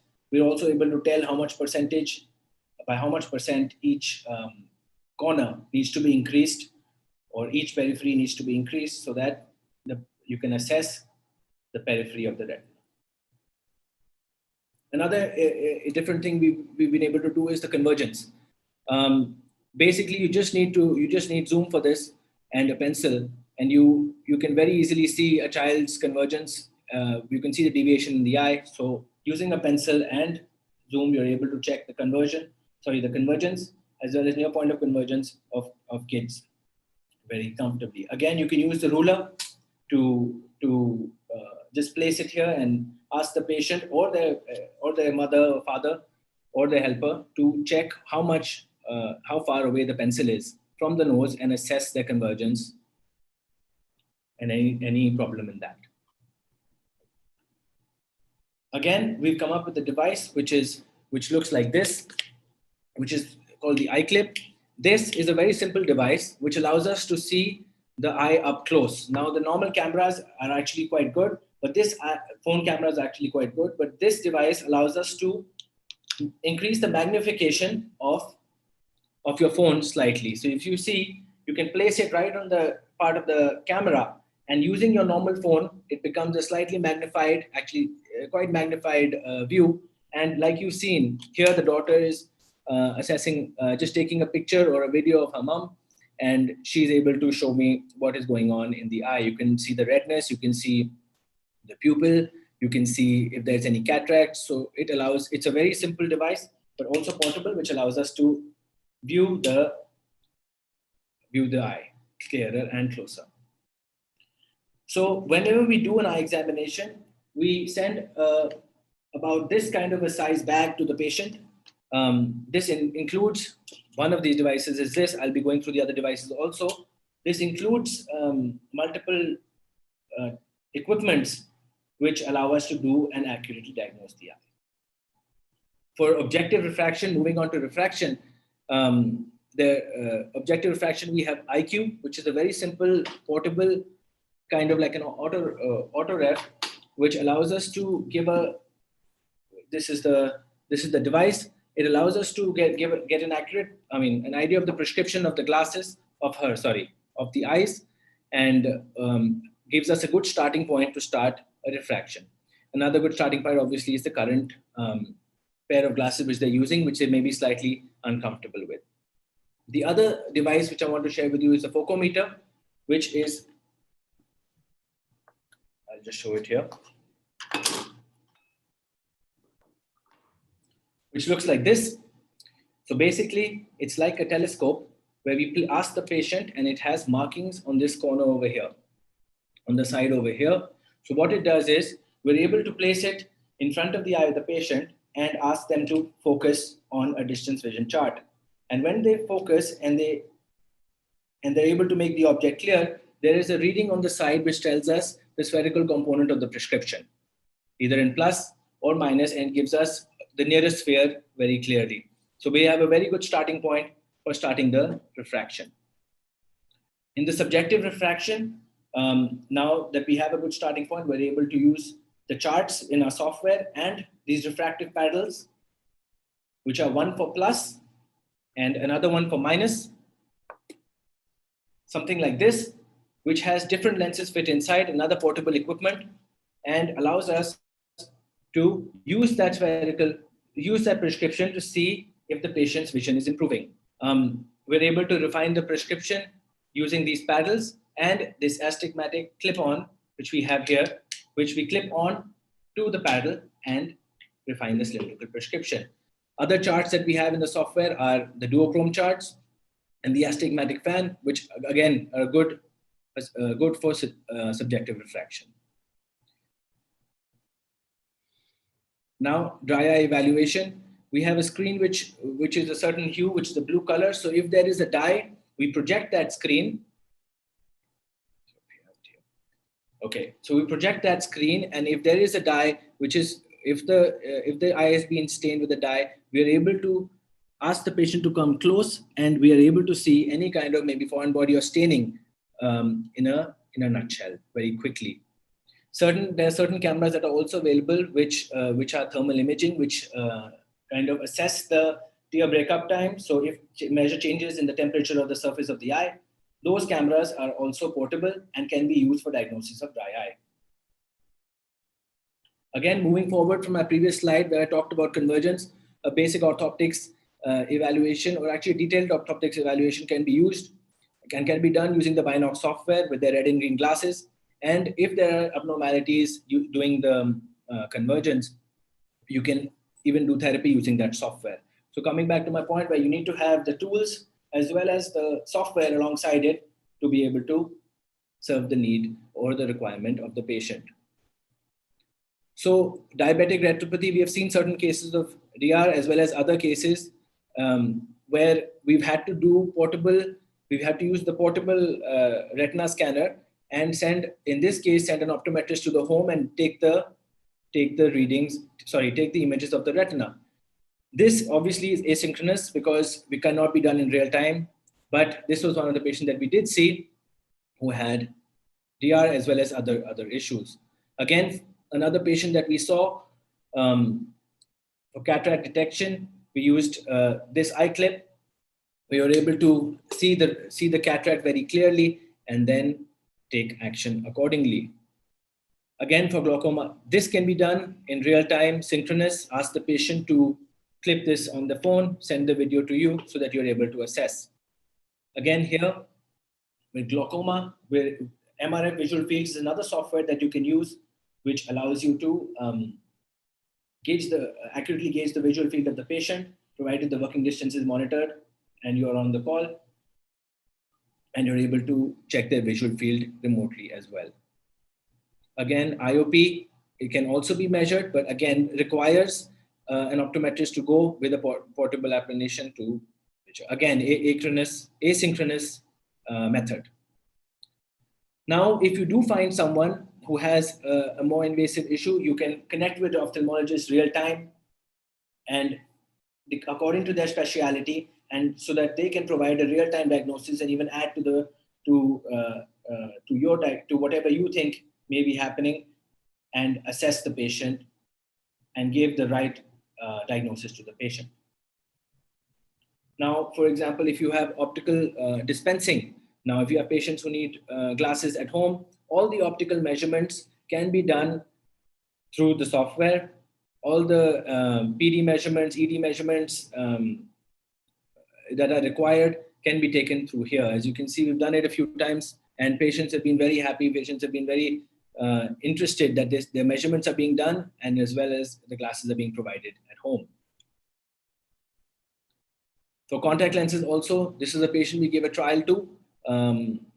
In their home, we measured we were able to upgrade them to another contact lens, and they tried them in real time. He told me his comfort, and we were able to dispense him contact lenses. For low vision, you can ask patients and their helpers to be on the call. You can guide them through and give them proper time for magnifiers, tell them the technology that is available, like navigation app, Microsoft Seeing AI, which describes what is happening in front of you. So basically go through the features of maybe technology that is already available to them, like what is already available in the iPhone. You're able to tell them that these are different devices and different technologies that you can share. So these are some devices which I want to share with you now. This is the paddles which I talked about earlier. Just explaining a little bit more about it. There are different powers here mentioned. So when you send them to the patient, you have to instruct them to look through a particular power which is mentioned here, and you're able to do their refraction. So I hope it was informative, and I hope that you found it interesting. If there are any questions, I'd be happy to take them. And thank you for your time. I think this was perfect. Indeed, a very good session where people actually saw what it is and how to do this kind of evaluation. And probably Ajit sir will be able to guide more onto it. And let me see if I have some question from online.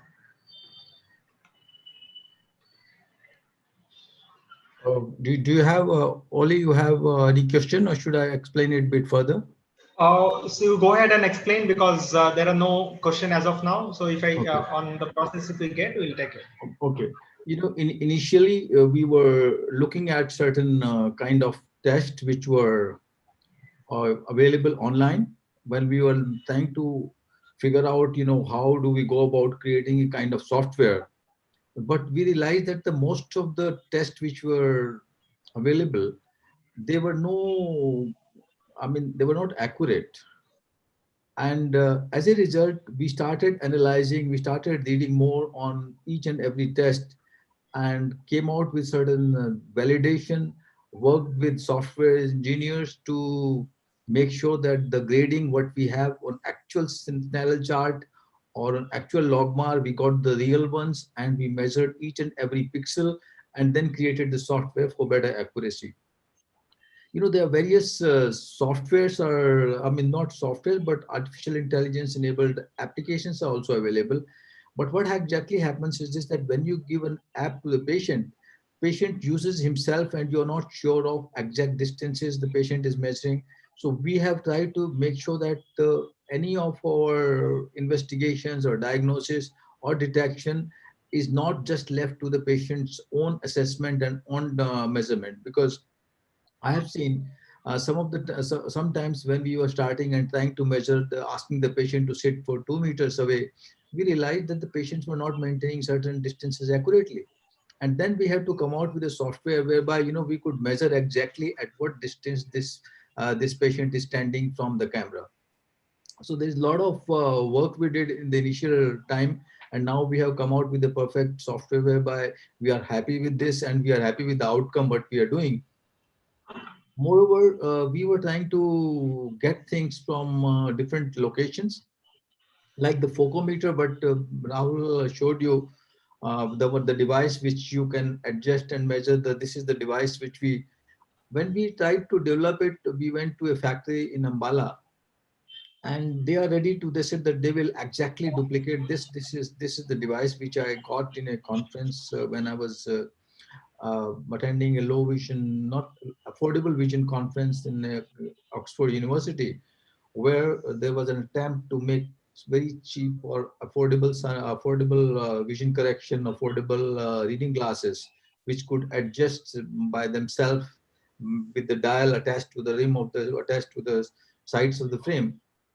So we have, I mean, I got this device from them, and then during my visit, I was told that they can duplicate the same, but they need at least 50 pieces of this to make the first die, and the price, to come in a comfortable price range which people could afford. So we decided that it may not be worthwhile to invest that much of money and block, because I don't see much interest in optometrists at this point of time to really look into this. And we said that we don't want to block that kind of money. So we started developing something what can be practical. So we got a paddle which Rahul will show. Rahul show that paddle which we got from China. This the one which we got. This was there was a plus and minus. This is what I purchased from China.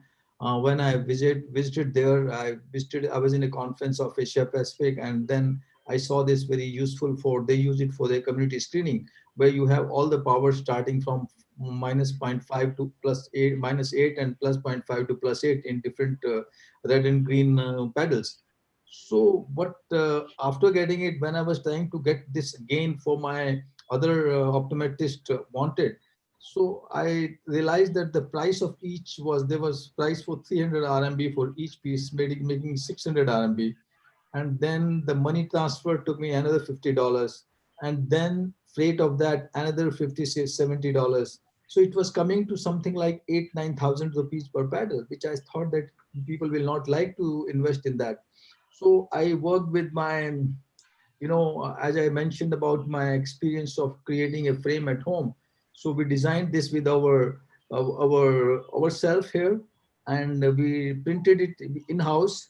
And now this we can create the same device within the cost of 2,000 rupees. So that people, when we are using this in community for screening of myopia, or not screening but actually I mean giving the final prescription based on these paddles. And we created spherical, we created cylindricals, and we created plus and minus, both of them. So this is something that we are trying to work out internally to make sure that the cost of every, like we want to adopt few vision centers, whereby we want to work out in a, without putting an optometrist or a vision technicians or any healthcare provider in a vision center, whereby we will send these devices, and patient will be able to self refract sitting in front of us and giving their prescription accurately. This is what we do, this is what we have done during this pandemic. We have done over 5 out of 500 at least 30-40 spectacle reflection, and which we had some problem. One or two patients we had to call them to clinic because of certain issues which we will discuss. And most of our patients are very satisfied with what we have done. Another device which we developed ourselves, this is a small device which get attached to your mobile phone like this. And I realized that when I was trying to find this in India, I approached the company. During my China visit, you can see this. It has a light attached to it, plus the a high magnifying lens attached, whereby you attach with your camera of your mobile phone, and it becomes your a big magnifier, and you can see the eye with high magnification. But when I wanted more pieces for this, we said that we can give you only in China, we cannot supply it to you in India. The reason is this: they already have a distributor. And when I contacted this distributor, they said that each piece will cost me 14,000 rupees. I said that again, the cost, our effort is to make sure that the cost of delivery of eye care has to be kept low. And then I said that, how do I make this device in India? So I ordered some clips from Amazon. This cost me 100 rupees. And then I said that I made a cutting in this. I don't know if you can see this, and put a 20 diopter lens here. And it is a better magnifier than what I was getting from China for 1,000 rupees. So with all these devices, including, when we got some money, because I wrote a book on telehealth. I'm sure many of you subscribed to it, many of you bought it. So we got some money to experiment, and we used the money to develop these tools. And we are trying to give these tools for our community outreach program by adopting vision centers, and see that how we can meet the need of refractive error, cataract detection, cataract grading, diabetic retinopathy grading, and diabetic retinopathy detection without us going there. Obviously, for as we mentioned, for IOP, we need to send the patient, we need to send our optometrist. For diabetic retinopathy, we need to send the optometrist to take the image. But again, in community, what we plan is that once we adopt this center, then all the patients whom will be identified, we will be sending, or we'll be calling all the patients who are for their retina evaluation one day in a month, or maybe one day in 3 months, depending upon the number of cases which need the vision, the retina screening. And we will like to get their images to and tie up with retina specialists for grading and detection of diabetic retinopathy and glaucoma. So that's our plan, and I hope that this makes sense to few of us who wants to work in community, or who wants to expand their clinic to another outreach area, and who wants to sit in one clinic and manage the another clinic by using the software and using these tools which we have been conveniently managing. Let me tell you, having multiple clinics at this kind of time has been a really sad experience for us, in the sense that every clinic which we pay the rent for, which we pay the high cost for equipment, was losing money because of the number of cases really came down. If telehealth was not there, we would have really had a bad time. And this has been a savior for us, which we like to share with every one of you, and hope that other optometrists can take advantage from this, learn from this, and we are here to assist in any way what we can. And with this, I would leave it to you to, there's another interesting survey which I mentioned about in the morning, that there's a lot of enthusiasm about incorporating telehealth and artificial intelligence.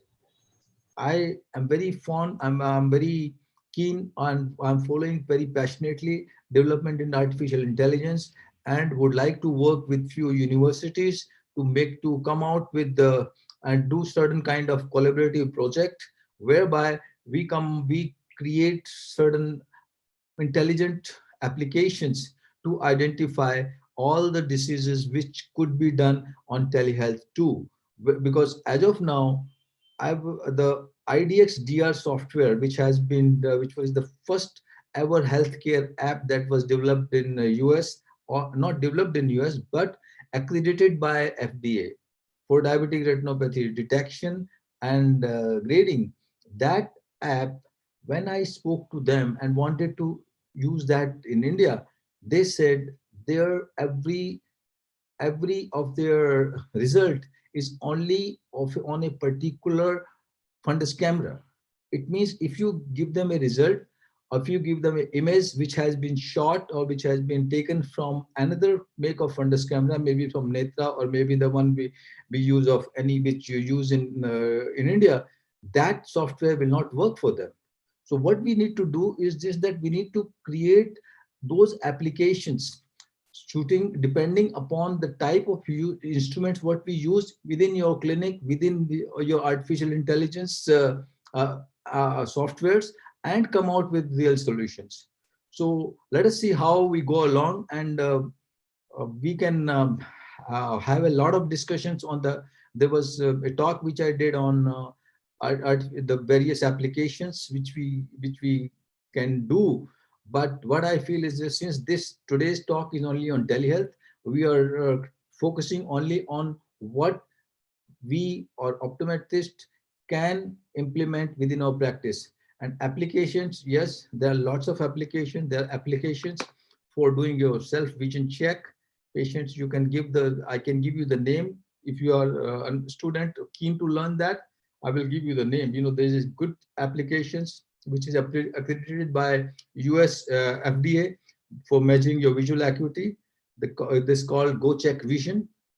And this app, there's another app done by the same company, is called Go Check Kids. This Go Check Kids is an application is developed by the guy who invented OCT.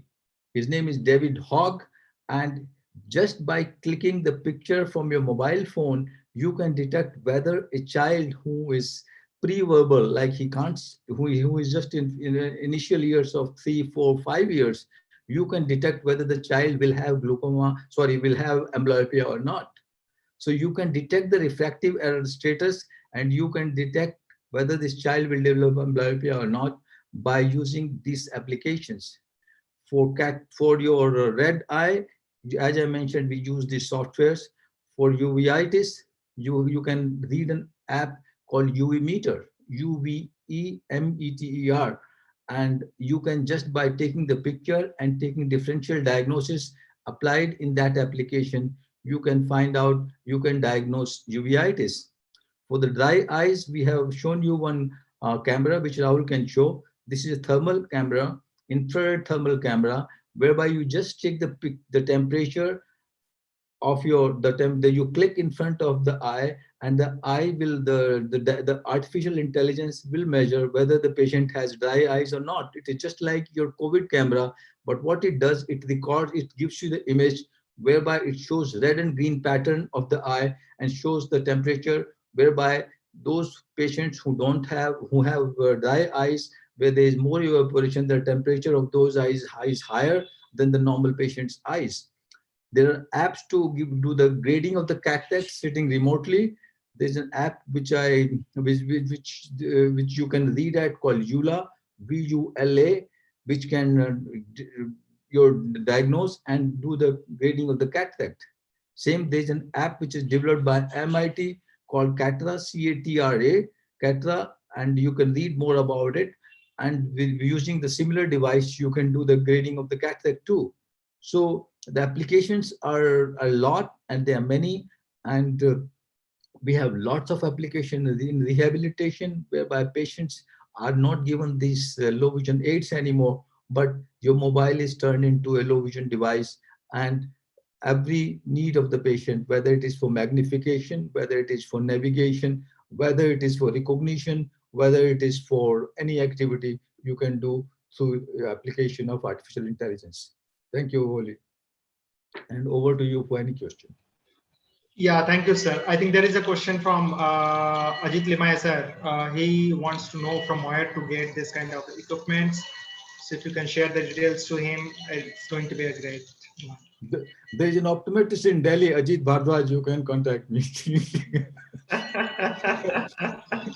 A good friend, you contact me what you want, and we will be able to share it with you. We can share the software, we can share any of the device, which, as I told you, we have already developed this. It is just that you can ask for it, we will send it to you. Perfect, perfect. Thank you, sir, and Rahul ji, for the first time. I think we are hearing from him. It was absolute pleasure to hear from both of you. And in between, we also had Rajesh Wadhwa, sir, and it was a good session. Hope this is going to be very useful for all the budding optometrists or already eye care practitioner who is already planning to incorporate teleoptometry practice into their day-to-day activities. We wish to look forward to hear further questions. We will answer them one-to-one if you have any. Till that time, goodbye, stay safe, and best wishes. Thank you. Thank you for joining us. Thank you. Thank you.